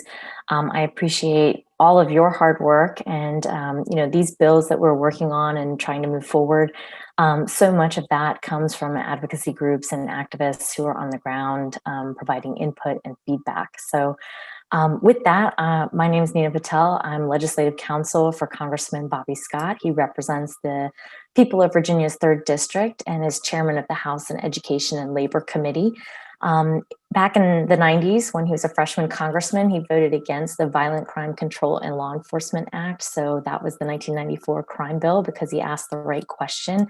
How does harsher penalties and incarceration actually provide for public safety? And no one was asking that back then. And so one of his main priorities throughout his career has been taking a very hard look at the issues of mass incarceration, overcriminalization, and what it means for the communities that are devastated by that. So with that in mind, he's very excited and proud to say that in the 117th Congress, the congressman is going to be reintroducing an expansive criminal justice bill called the Safe Justice Act. This bill is, it's essentially already, been endorsed by President-elect Biden. He's made it the centerpiece of some of his criminal justice platform points. The congressman looks forward to working with the president-elect team and the administration to getting the bill into law. And of course, we're all looking at Georgia to see what's going to happen there and with the Senate. The Safe Justice Act is comprehensive criminal justice reform legislation. It's aimed at reforming federal sentencing, curtailing overcriminalization, and reducing recidivism. The idea is that there's a lot of money locked in our prison system, and that money is better served in our communities. So what it looks at is the drivers of mass incarceration. So one of those things is coercive plea deals, which many of us are familiar with, and mandatory minimum sentences. Individuals who are charged and come into the justice system, they have an information gap. They can't assess the full evidence against them. They're threatened with excessive mandatory minimums, 10, 15 years, or life in prison. Over 95% of individuals who enter into the federal criminal system on drug-related cases, they end up pleading their case. So what the Safe Justice Act really looks at is the mechanisms, the structure of the courts, the Bureau of Prisons, the Department of Justice, and aims to fix the information gap with open file discovery, requires federal prosecutors to be more forthcoming with favorable information so people can make more informed decisions, gets the federal government and federal law enforcement out of the business of arresting and prosecuting simple possession, limits the application of mandatory minimum sentences depending on the role of the individual, expands the current safety valve. So that's something that a lot of people on Capitol Hill have supported in the past. So it's an expanded safety valve provision, which allows judges more discretion to give a sentence below the mandatory minimum. It also narrows many of the sentencing enhancements that can currently impose life sentences on individuals for minor priors or priors that are more than 10 years old. There's also a current lack of in-custody programming and reentry services. This is a huge issue. And again, the events of the summer, people have not only taken a look at policing, but are taking a look at what it means once someone gets into the justice system and what that means for their life and their trajectory. So Safe Justice expands the compassionate release program. That's really important in the era of COVID as well, because we're seeing a huge resistance to releasing people even under compassionate release. Expands access to residential drug and alcohol treatment programs, allows people to reduce their sentences if they complete certain vocational or educational programs. And it designs a performance incentive funding for jurisdictions to reduce probationary revocations. A huge part of our mass incarceration problem is people being sent back into the system for very minor probationary revocations. It also provides the cost savings are to be reinvested in the communities that are just devastated by mass incarceration. So to provide funding for social workers, other mental health professionals in federal prisons, youth violence interruption programs, funding for competent and effective counsel, that's really important in our system, and funding for expertise in creating citizen oversight review boards. So we're actually soliciting input from groups. I'm going to drop my email in the chat because we have a working draft, and I and the congressman want to put forward the best bill possible. We want it to pass in the House, and we want to get it through the Senate and signed into law because these changes are overdue. And I'm happy to provide the draft as well as the red line copy to anyone. And we are looking for input and support because it's groups like, the Justice Roundtable, our justice groups, our activists who are pushing the needle out there. And so I want to thank you for your work. The congressman thanks each of you for your work. And we look forward to making this into law in the 117th. Thank you so much, Nina. We appreciate everything that you're doing. While we miss having Mr. Scott on Judiciary, we know that he is doing obviously very important work and intersectional work there at the helm of Ed and Labor. And so our coalition partner and colleague, Jenny Coyer, would like to raise you a question about some of that work. Jenny? Thanks so much, Kanya, and thanks so much, Nina, for being with us today, and all the Hill staff and Roy and all of our advocates and partners. It's really great to have this conversation at this incredibly critical time. Having worked with Mr. Scott both when he was on Judiciary Committee and now on Ed and Labor, he really does appreciate how intersectional reentry is. And so obviously Justice Roundtable will take a good look at the Safe Justice Act. We'll have to dust off and, get ready for next Congress. But, one of the things that I wanted to ask is, really, as someone who has been both active on Judiciary Committees, chairing the subcommittee on crime, as well as now Ed and Labor's very robust chairman that we're thankful for, how is he going to ensure that our intersectional reentry recommendations from the Justice Roundtable, which touch on many different agencies and issues, including things like education, labor, DOJ, but also health, housing, cash assistance, and COVID-19, so importantly, move forward this Congress? Are there other vehicles that he might be willing to consider? And then also, how will he, and I know he cares about this issue so dearly, so we don't question that, but how will he specifically help us repeal old and not add new collateral consequences of convictions to bills? Because we continue with both chambers to have these kinds of provisions come up either in underlying legislation or sometimes in amendments or motions to recommit. And we really would like a commitment from senior legislators that they will help us stop that from occurring. Thank you.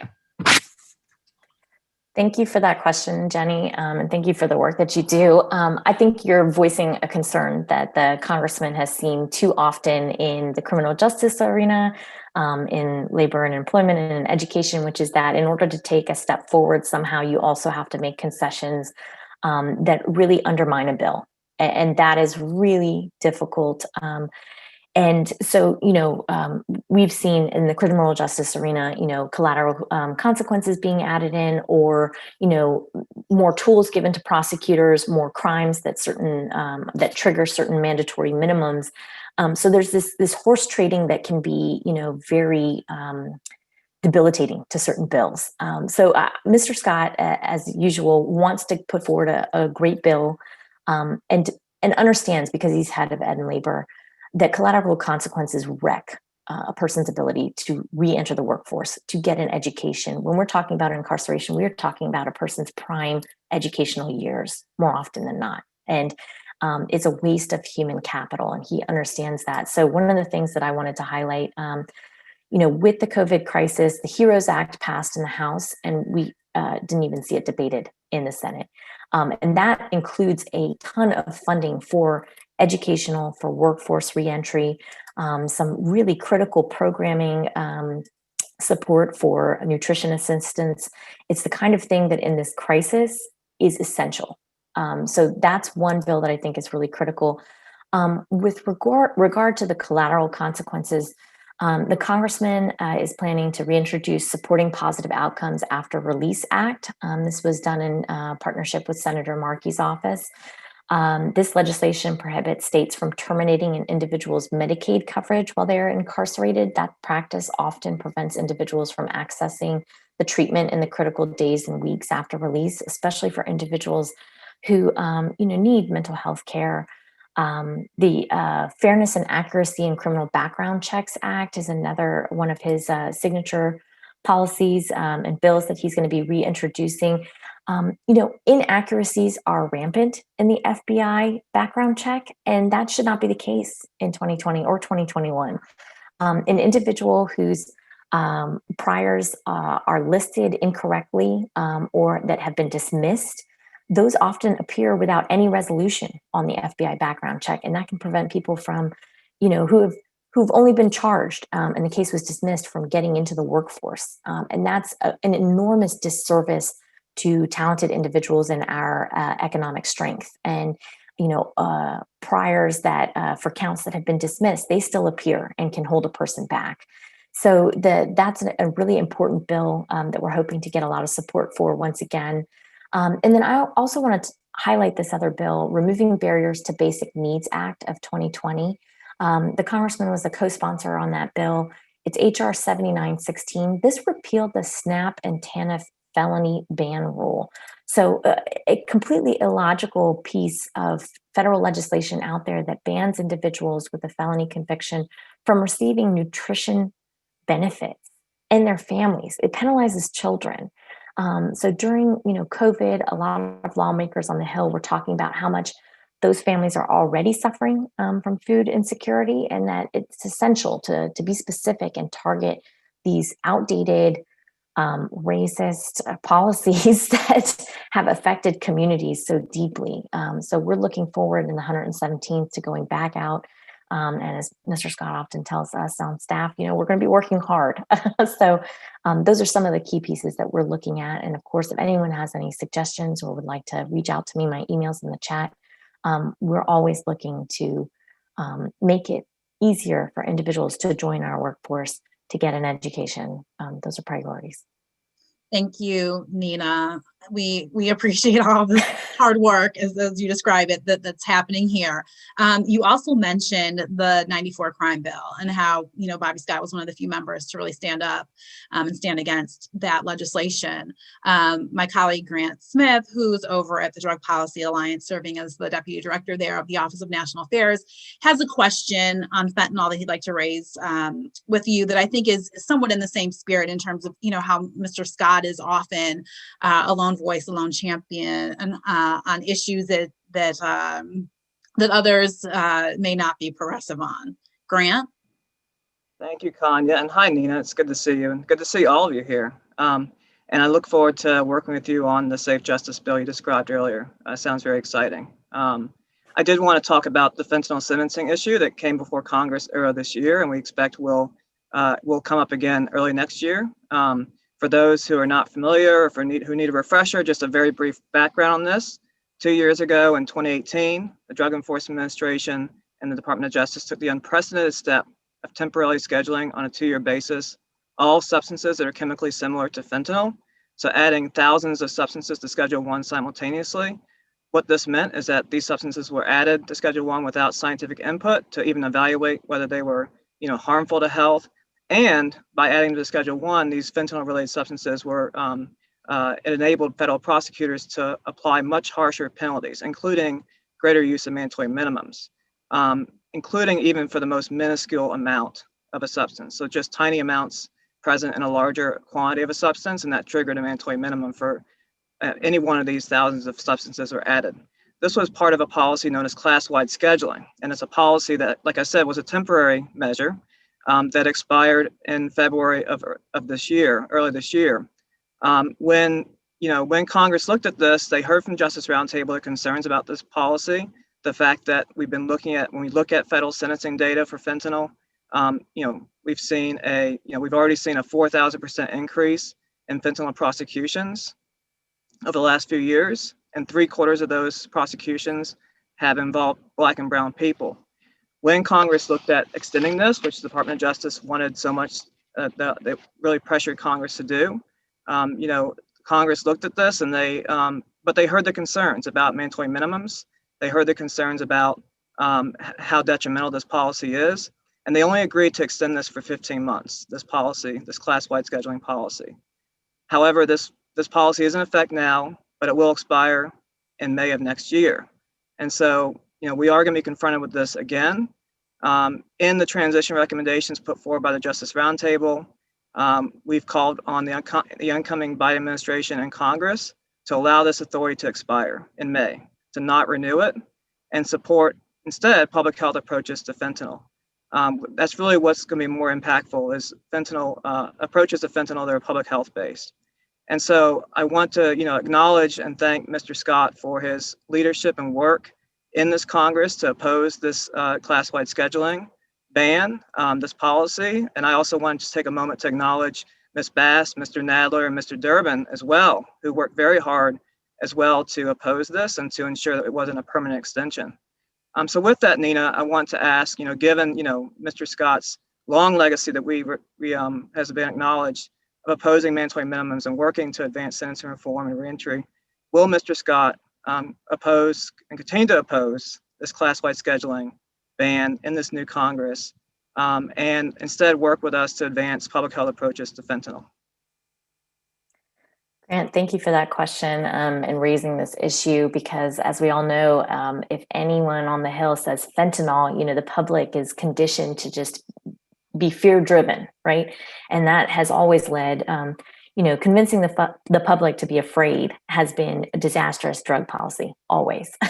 And we're just starting to unwind some of that and raise the issue that, individuals who are involved in these situations, it's a health and human crisis, and we need healthcare, right, in this country.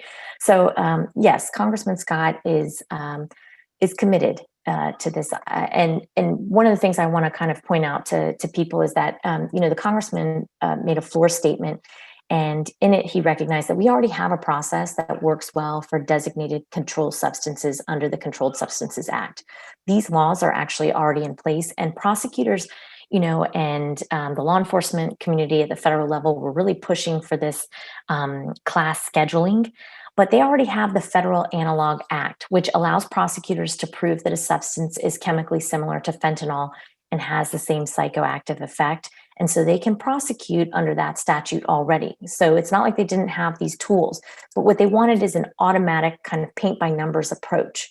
And what that does is it puts every substance out there into the fentanyl category automatically, and allows them to trigger mandatory minimums. And that means that an individual who doesn't even know that they are using or sharing a substance that contains fentanyl can be caught up in this. And that's another thing about the war on drugs and tough on crime kind of approach, is that it sweeps up street level use and street level dealers. It doesn't look at the laboratories that are creating fentanyl.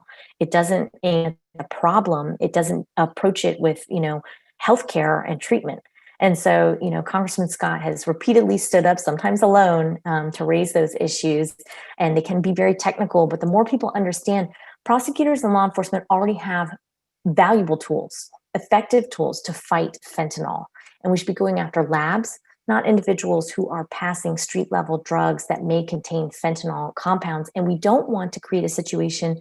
And the reason, a lot of the scientific community was against this, we can't tie their hands in developing treatment. Narcan, the effective, treatment for overdosing, would have been classified under this fentanyl substance, class-wide scheduling, and they couldn't have researched it. They couldn't have developed Narcan, and that's heavy-handed overcriminalization, mass incarceration through mandatory minimums, and those are the policies we should be fighting with intelligence, dialogue, and debate. And Congressman Scott's going to be doing all that as usual. Thank you so much, Nina. Thank you, Grant. We appreciate that exchange. I now want to turn our attention over to our California colleagues. We have colleagues with Senator Feinstein and Congresswoman Bass, who we will hear from. Before I do that, though, I want to give Roy, he's popped up in the chat, an opportunity to introduce another California stakeholder who's on the call with us today. So I hope everyone will allow me this moderator's privilege and allow me to let Roy pop in for just a second. Roy? Yeah, Kanya, thank you so much for letting me pop in. We have an exciting addition to the transition team. It's a woman by the name of Rachel Rossi, who is a former federal defender and former public defender who will be working on justice issues with us. And if you could just give us 30 seconds and maybe Rachel can pop her camera on. But I know that a number of folks said we were lacking that defender voice in the transition. And we found that voice, and it's loud and smart and perfect. So anyway, if Rachel can just pop on real quick to just say hi to all of you. Hi, everyone. It's so great to see so many familiar faces, some familiar former coworkers.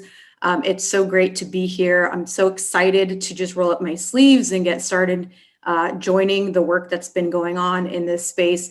So grateful to hear from all of you and all the work that you've been doing. And thank you for your fight in this for so long. And I'm really excited about what's next for our country and for justice specifically. So thanks for having me. Thank you, Rachel. We are excited to have you. Thanks, Roy, for interjecting and making sure that Rachel was interjected here. Really, yes, I think the defenders, honestly, we could not do this work without you all. Patricia, obviously, we're working alongside her daily. I see Amra, Ahmad in the chat, making sure that folks know what bills they need to be looking at. She is also a former, Bobby Scott alum. So we'll hear a little bit later from Cynthia Roseberry, who's also a former defender, now at the ACLU. But thank you so much to all the work that you all are doing, the perspective you bring to this conversation, to this work. And Rachel, we are so happy to know that you are on the team, and I know that there will be no shortage of outreach and ideas for you to push with the next administration. So thank you. And with that, I will now bring Nick Zanakis into this conversation. Nick, he is a senior counsel with Senator Feinstein. He's on the committee, part of the minority staff who's been engaged with some of these tough battles that you've heard some of our colleagues already talk about. So Nick, let's bring you into this discussion. Thank you so much, Tanya, and thank you so much to everybody on the call. I can't tell you how valuable the discussion with all of you has been over the past several years. I don't think it's a secret to anybody here that the Senate Judiciary Committee has been tough. We have a lot of challenges there, and the guidance and wisdom and input and voices from all of you have really been invaluable as we've been trying to address those challenges. I think a lot of my thoughts are really going to be echoing my brilliant colleagues from the Senate who've already kind of spoken with Joe and Tona and others. a lot of what's going to happen, it really is going to depend on what's going on in Georgia. And as Joe said, justice is on the ballot in Georgia. And that's really important to remember. We have a lot of very hostile members on the committee.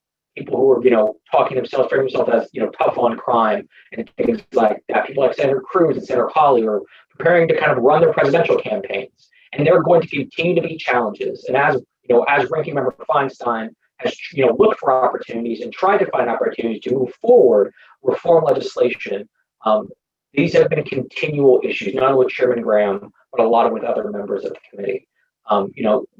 As she steps down from her ranking member role, she will do whatever she can to continue supporting whoever takes the helm of the committee, to push these agenda items forward. Also using her position on appropriations to do the same thing. And I can tell you that those discussions are still going on now, still looking for opportunities through appropriations, through the National Defense Authorization Act, through COVID relief, anything that we can do. And, once again, I don't think it's a secret on this call that unfortunately have been challenged. Even on the COVID relief packages, only being able to get just what we see is far too minimal and really just tragically insufficient measures to come and deal with a lot of issues, specifically in the Bureau of Prisons, which is something that the senator remains particularly focused on, given some of the outbreaks in California facilities, whether at Lompoc or Terminal Island, which have just been horrible. And I think that will continue no matter what.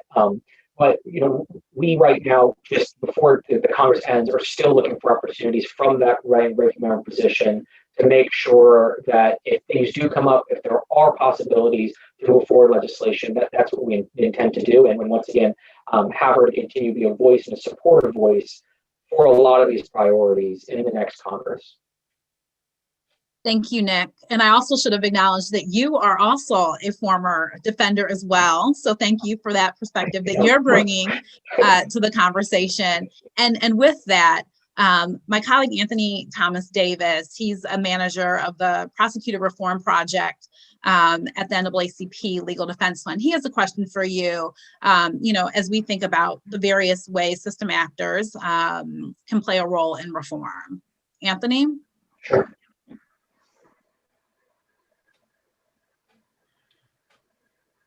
I think that'll work. Can you hear me now? Yeah. Yes. Perfect. So Nick, thank you for joining us, and we really appreciate Senator Feinstein's work and her leadership on these issues. I have a really twofold question to really deal with kind of how front-end actors and different processes take shape. In previous Congresses, I mean, we've seen bail reform kind of start and, stop, and we've seen a lot of movement, at the state level. So I want to, frame this to one, talk about that, and then think about ways that system actors, like prosecutors can, have a say kind of in the reform that we see going forward. So one, since we've seen bail reform, kind of, be introduced, fail, are there any particular procedural or substantive, just kind of hurdles on, both sides of the Capitol that, can potentially be overcome? And where do you see an opportunity for comprehensive, bail reform in the next Congress? And, prosecutors have been discussed, previously, but are there any particular opportunities you see for bipartisan cooperation for, again, a pretty, robust, comprehensive, reform of how these actors do their work? Thank you so much for the question, Anthony. I really appreciate it. If it's all right, I have to take the second part first and then move into bail reform. Because I think, starting with the idea of engaging some of these law enforcement and prosecutorial groups is going to be really important in helping us overcome some of the procedural hurdles. I will say that there are groups and organizations that I have found to have engaged in good faith. For example, in context of the Violence Against Women Act, people are willing to move forward and help get compromises and reforms that I think everybody could agree with. Unfortunately, there are other actors who really see themselves in the criminal justice space as really kind of just trying to maximize their power And that's done by expanding the number of criminal offenses that may exist, expanding the harshness of punishments, and measuring metrics of conviction rates. And a lot of that is difficult to overcome, and a lot of those organizations have a strong voice amongst the Republican members of our caucus and on the committee. I think that as we can engage some of the more good faith actors, that can be helpful, and that can be combined with some of the other members of the committee who have either a personal interest in reform, people like Senator Grassley, people, or maybe even others with a libertarian bent, people like Senator Lee, or maybe even Senator Paul, talking about things like no-knock warrants. And I want to make sure that I give an incredible due credit to Senator Durbin and Senator Booker and their staffs, who've done an incredible job on engaging those offices and making sure that we can push reform forward. But I think that is one target, trying to still talk to those members, trying to engage the good faith law enforcement organizations to help create a space where people can engage on things like bail reform. And this goes into a second point, which is that everybody on this call knows that unfortunately more and more people across the nation are encountering the criminal justice system. And these are things like from the opioid epidemic across the place, in communities that, may not normally, have historically been engaged are much more engaged now. And a lot of Republican representatives represent those communities. And so once again, using those grassroots contacts to reach out, talk about the need for reform in those communities, to talk to their members, to talk to those Republican representatives who may not normally be engaged, that is one way to do it. And I think that's really important. And that can move in to what we can see as bail reform and those reasonable and necessary reforms that we see and that need to be done. Thank you, Nick. Thank you, Anthony, for those thoughtful questions. At the start of your comments, Nick, you talked about, the senator stepping down from judiciary. I know Jose has a question about just sort of, how the senator plans to continue to be engaged. You've touched on it a bit on criminal justice issues. So Jose, can I invite you into this conversation? Sure. Thanks, Kanya. And thanks, Nick, for your work, and really appreciate your leadership on these issues. And it's good to see you again. What is the legacy issue around justice reform that Ranking Member Feinstein will continue to champion following her tenure at the helm of Senate Judiciary? Thank you so much, Jose. It's great to see you as well. I think, and I don't want to avoid a specific policy proposal, but I'd like to kind of talk about it in a larger theme for a moment, because I think one thing that she can show is a hope for change. We've talked, the 94 crime bill was mentioned earlier on this call. Senator Feinstein has not been a long historical champion for some of these reforms, but her views have developed, from when she was a mayor to when she's become a senator. She has seen a lot of the human impacts of the policies and the need for progressive criminal reform. For example, her view on the death penalty fundamentally changed. She is now fundamentally opposed to capital punishment, and that is important. And I think that shows that, once again, that people's views can be changed if you engage them with discussion. At the same moment, she's become even more staunchly opposed to mandatory minimums, almost across the board in a universal sense. She will talk about when she was in California, when she was a member of the Board of Women's Pardon and Paroles. Even then, she would see problems of people being sentenced to years after years of sentences for possession of things that she would just call a marijuana cigarette. And her view there has become even stronger. And I think that her legacy is going to be talking about those things, talking about the human impact of this, talking about a racist capital punishment system, talking about a racist system of mandatory minimums, and using her experience in politics and in a variety of roles to say that these people who may have just kind of held these views in the past really need to take a moment and reflect on them and understand that now is the time to change. And I hope that as somebody who has that voice, who has made those sort of change decisions, that she can bring that voice to the committee and to the larger caucus. And I very much hope that will be her legacy.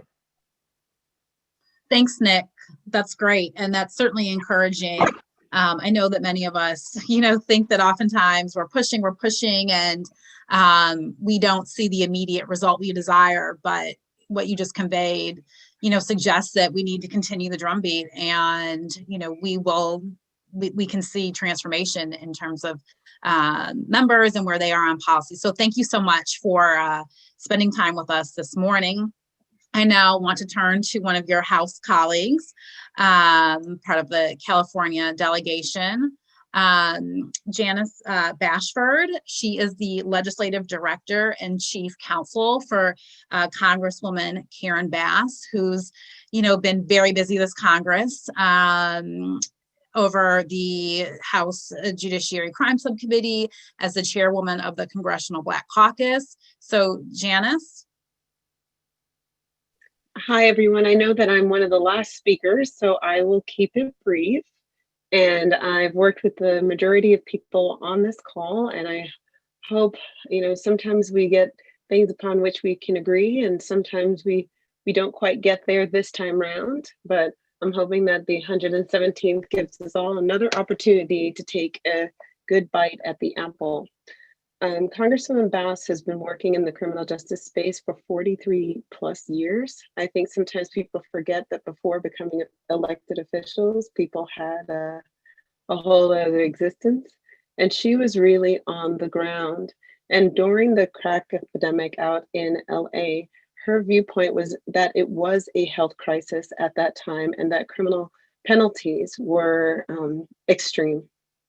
Now, bringing us to date, most of the items that were discussed today are going to be championed by my boss in the 117th.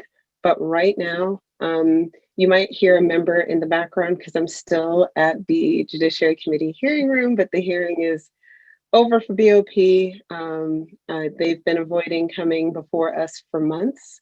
And I do want to start by saying thank you to most of the people on this call who provided questions and background and feedback, and for all of your work during what has been essentially a crisis within the system, in which many, many, many, many lives have been at stake.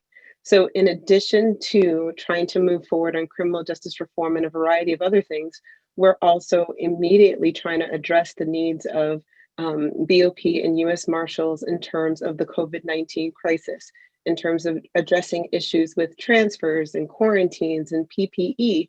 One of the things that has not been brought up across the board when talking about the availability of the vaccine is immediately, if you're paying attention to the media, they're saying, oh, healthcare workers in nursing homes. They say nothing about prisons getting first bite at the apple in terms of receiving the vaccine. This is despite the fact that, as I'm not going to preach to the choir, the majority of people who are currently incarcerated have the highest risk of contracting COVID-19 and are in the closest and tightest quarters. So if we're looking at things that we're pushing, we're going to continue to push to try and get people released, continue to push to get BOP to utilize its authority, and continue to identify ways in which to give resources to BOP in order to get people out. So some of the things that we've heard back is like, oh, we don't have enough people to review the cases. We don't really, it's just been running the gamut. In terms of the Congresswoman's legislative vehicles, pregnant women in custody was passed on the House floor, but didn't make it through the Senate. We'll be going for that once again. One Stop Shop made it out of committee, but didn't make it onto the House floor. So we will be going again for that. There was a bill that I had circulated under the title Gender Informed, but as we're turning that into a bipartisan bill, we're renaming it as Women and Justice, and I will be circling back to most of you to ask for your feedback on that bill as well.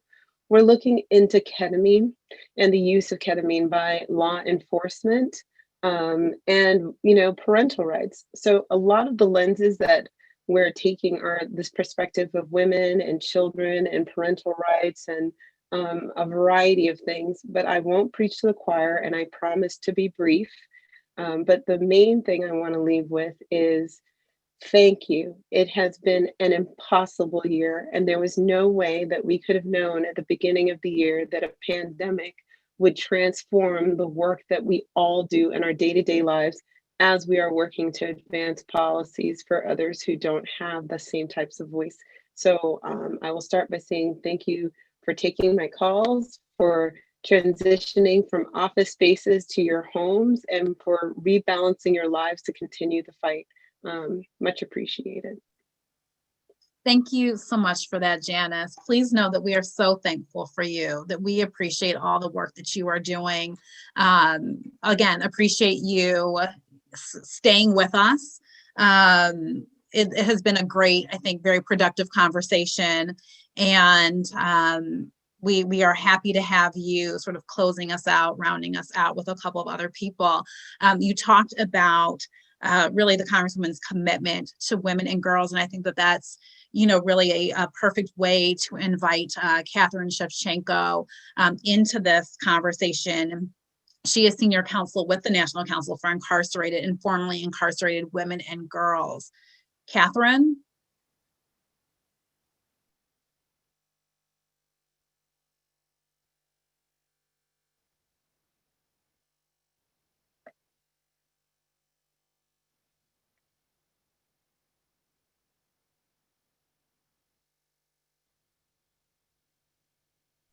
It looks like we may have lost Catherine. I know she wanted to raise a question about the Congresswoman's commitment and how we ensure going forward, because the Congresswoman has done a great job of this. How are we? Oh no, Catherine's here. Catherine's here. Let's see. She might be in a different room. Let me. An attendee. Let me check. Let me get her to the right place.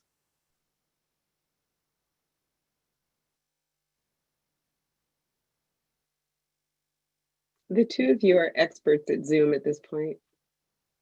She's there. I elevated her. She's here. Perfect. Thanks, Nikichi. Catherine, are you here with us now? I am. I'm sorry. Oh, great. Oh, no worries. Thank you. Yes. Okay, here I am. Sorry for the technical glitch. I was just saying to Janice, thank you so much for your emphasis on looking at these issues through the particular needs of women and girls. Very often, those concerns are sort of left to the side. And it's very important for us to have someone who is speaking with us unashamedly for the special needs of women and women in incarceration. I am here today on behalf of Andrea James, our executive director. Andrea and many others of our National Council staff who themselves are formerly incarcerated are currently on a vigil outside the house of the governor of North Carolina to promote the need for clemency. And in particular, when we see the BOP and everything they're doing to block people from getting compassionate release at every turn, or being put on home confinement, basically ignoring the authorizations that Congress has given them, we feel that it's very important to lift up clemency, and particularly with the Biden administration coming in, having that front and center as another tool we can use to bring our sisters and brothers home.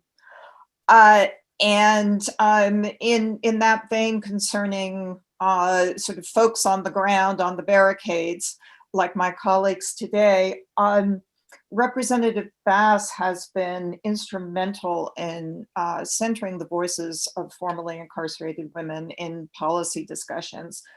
And Janice, I was wondering, what advice would you give to others on this call or on the Hill on how to include formerly incarcerated people in policy discussions? And what insights have you gained from having included people, formerly incarcerated people, in many of the discussions that you've had and the Congresswoman has had? I will start by saying I've been very fortunate to work with advocates and attorneys who are on the ground, who could provide direction in terms of women who, or individuals, but in this case, this focus on women who are just having a tough time. I spend a lot of my time removing the word policy and asking questions, doing surveys, and following up and saying, what's going on with your life? What's some of the barriers that you're seeing in your life? And just speaking in layman's terms. And you would be amazed what people tell you, like, I really wanted to keep custody of my children. And I didn't know that I lost custody of my children. You don't have to understand the policy language behind that. Someone wanted their children, and because of a short stint in custody, they missed the paperwork, right?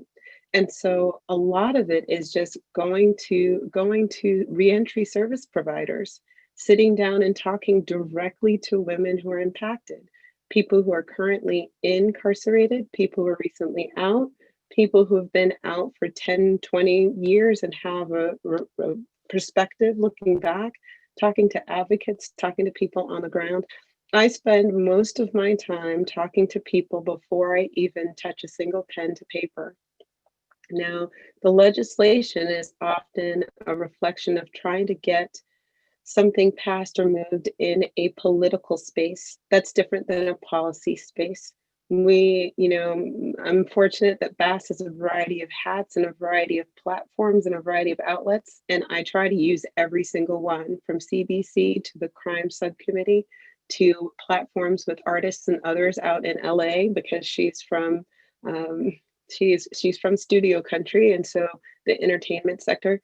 Any lever that I can pull, I utilize that and bring people to the table, privately having meetings with members of Congress so they can speak to directly impacted people.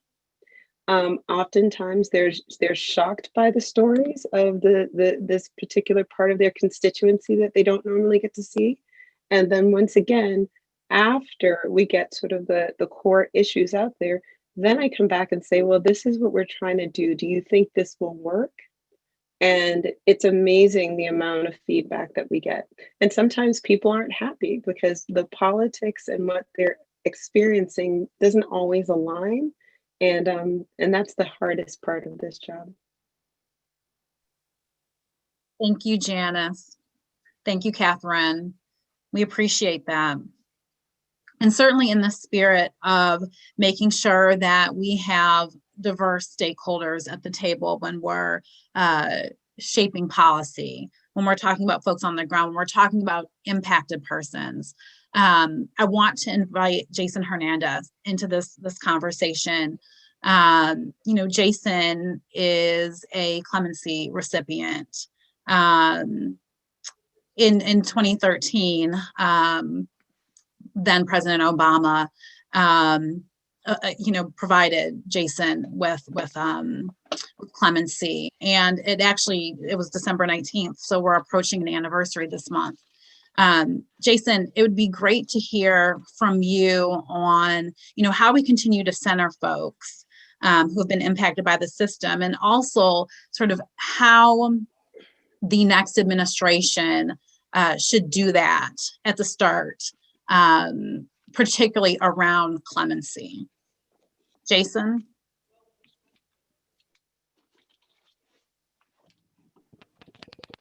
Yes, well, thank you for having me here today. It's always an honor to be in such a presence of everybody, and to especially talk about clemency. And I'm not only passionate about clemency because I received it, but because there's I know dozens of individuals that I was locked up with that also received it. Nearly 1,700 people received commutation from President Barack Obama.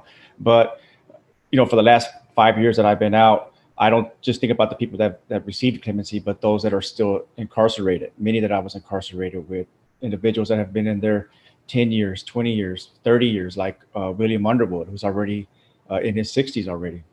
Individuals who I feel that are more deserving than I was, just for some reason, whatever the reasons were, just weren't able to have their petitions read, or their petitions were denied. And right now, I think when I think about the Biden administration coming in, and how do you give more people clemency? You start an initiative quickly, right? Like day one, hit the ground running. Like Roy Austin said, there's individuals who are in there under the crack cocaine disparity, 18-1. It was reduced from 100-1 down to 18-1, but it obviously needs to be eliminated. If Congress doesn't do that, Biden can step in and grant those individuals clemency. You have individuals who are sentenced under a unconstitutional guideline system, which the guidelines were ruled unconstitutional in 2005, but that ruling was not made retroactive. So you have those individuals that are in there, the 924C stack, and which was amended as well recently, but that was not made retroactive. So I think that with the Biden administration coming in to set up a panel and include individuals who've, like myself, who may have received clemency, or families that have been directly impacted. And my question to to the Biden administration and to those, Cynthia Roseberry, why should the Biden administration immediately implement a clemency process upon entering office? And what should this process entail? And what sort of criteria should be set forth for commutation and pardons? Because President Barack Obama focused majority on commutation, but there was not a lot of emphasis on pardons. And I think both of them should be included. Thank you, Jason. Cynthia, let me first introduce you before you respond, and have you help us close out this important discussion that we've had this morning and now around clemency, which I think we all hope will really be sort of a signature of this next administration, that this will really be a starting point. We are discussing it last because when you think about the system in totality, clemency is often sort of what comes at the end. But here we're asking and hoping that this administration really centers its reform agenda on clemency and using it to really rectify a lot of wrongs with respect to CJ policy. So Cynthia, let me bring you in and let me share that you are currently the Deputy Director of Policy at the ACLU. For the Justice Division. You are one of my former colleagues there. And you also, though, are wearing, this former head of the National Association of Criminal Defense Lawyers Clemency Project 2014 hat, where you were helping to get petitions over to the White House for those who are seeking commutations, those seeking pardons. So I think you are the perfect person to respond here and also bring closure to this conversation. Cynthia? Thank you, Kanya. I miss you dearly at the ACLU. Thank you also, Nikichi and members of the Justice Roundtable, for having me here. And Jason, thank you, and I honor you for the sacrifice that you've made, and thank you for the questions that you've asked. So, in the federal system, clemency is an Article II power. Hamilton said that we need clemency to correct unfortunate guilt, right?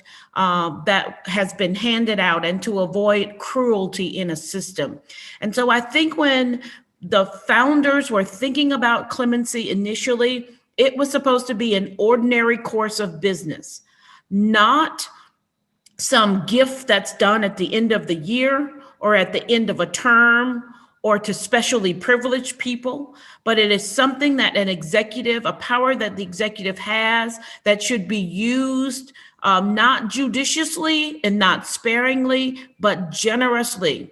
And given that we have evolved in our thinking around the criminal legal system, when you know better, as Maya Angelou says, you do better. We now know we don't need these draconian sentences. We now know that people are actually harmed by them. We know that people age out of crime. We also, through some research at the ACLU, know that 86% of Democrats, 81% of independents, and 73% of Republicans agree that reducing prison populations is what we should do. So there is a voice among the people saying that this has to be done.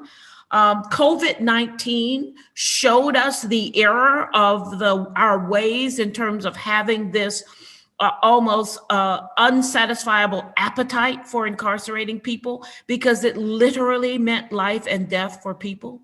And so this is a siren call to the next administration that clemency must be used now. It must be used because, as had been mentioned before, a number of the corrections were not applied retroactively actively.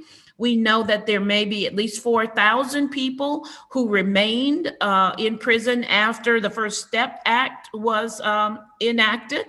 And we also know, I know from personal experience, that we left thousands of people behind during Clemency Project 2014. People are aging, they're infirm. There's nothing more urgent than freedom. And so the next administration must act swiftly and expeditiously to categorically release people. You know, we've introduced the idea of categories like the elderly, people who now, if they were sentenced today, would have a shorter sentence than their prior sentence under old law. You know, they should be released. Justice doesn't look like justice when two people are sitting in a cell charged with the same crime, with the same background, and have different sentences. So again, now that we know more, we must do more. And that's why the administration has to act swiftly now to use the clemency authority to release people. Thank you, Cynthia. Thank you, Jason. And thank you to everyone here, our advocates, our staffers, Roy, Rachel, the transition team, Nikichi, for staying the course with this conversation. I know we went a little long, and I do think it was worth it, though. I think we were able to accomplish a lot, and this conversation is really just the beginning of future partnerships to come as we look forward to a bold and progressive, as one of the staffers shared, criminal justice reform agenda in the next Congress and with this next administration. So with that, Nikichi, I will give you back your roundtable, and thank you very much for allowing me to have this conversation this morning. Kanya Bennett from the Bell Project, thank you so very much for moderating such a very critical conversation. I really thank all of the congressional staffers and the transition team folk for being a part, and the Justice Roundtable leaders. This was the feature part of the roundtable. We have one last segment, and I'm going to explain how that's going to go right now. We're going to take a brief break because I know we need a break, because that was just a lot to ingest. But the final segment is going to be very, very brief. It consists of very, very, very brief review reports from the various working groups of the Justice Roundtable, at least those who are still online. We are going to be elevating during the break people from the attendee part of Zoom to the panelist part, so everybody can be in the little box, and everybody can see everybody, and it can be a little bit more interactive. There are 105 people still remaining on. Only 100 can be in the panelists, but I know a lot of folk are going to leave because you don't necessarily need or interested in the working group reports. But I do have a list of those who regularly attend working group meetings that I've given to my assistant, who's going to be elevating them during the break. And then anyone else, when we have space left over, will elevate others as well. Otherwise, you'll remain an attendee. Let's take a 10-minute break. Let's come back no later than 12:30, no later. And I promise you, we're not going to be more than 20 or 25 minutes. It's going to be real quick popcorn. Thank you. I want to share, which I forgot to do, the results of the poll that's right there, so you can kind of see that, I guess, during the break. But let's take a break now. Thank you, everyone. This was phenomenal. 37% of participants today. This was your first Justice Roundtable Assembly. Let's take a brief break. Come back no later than 12:30, and then we're going to continue rock and rolling. Peace and blessings. And I think folk are in the process of being elevated now.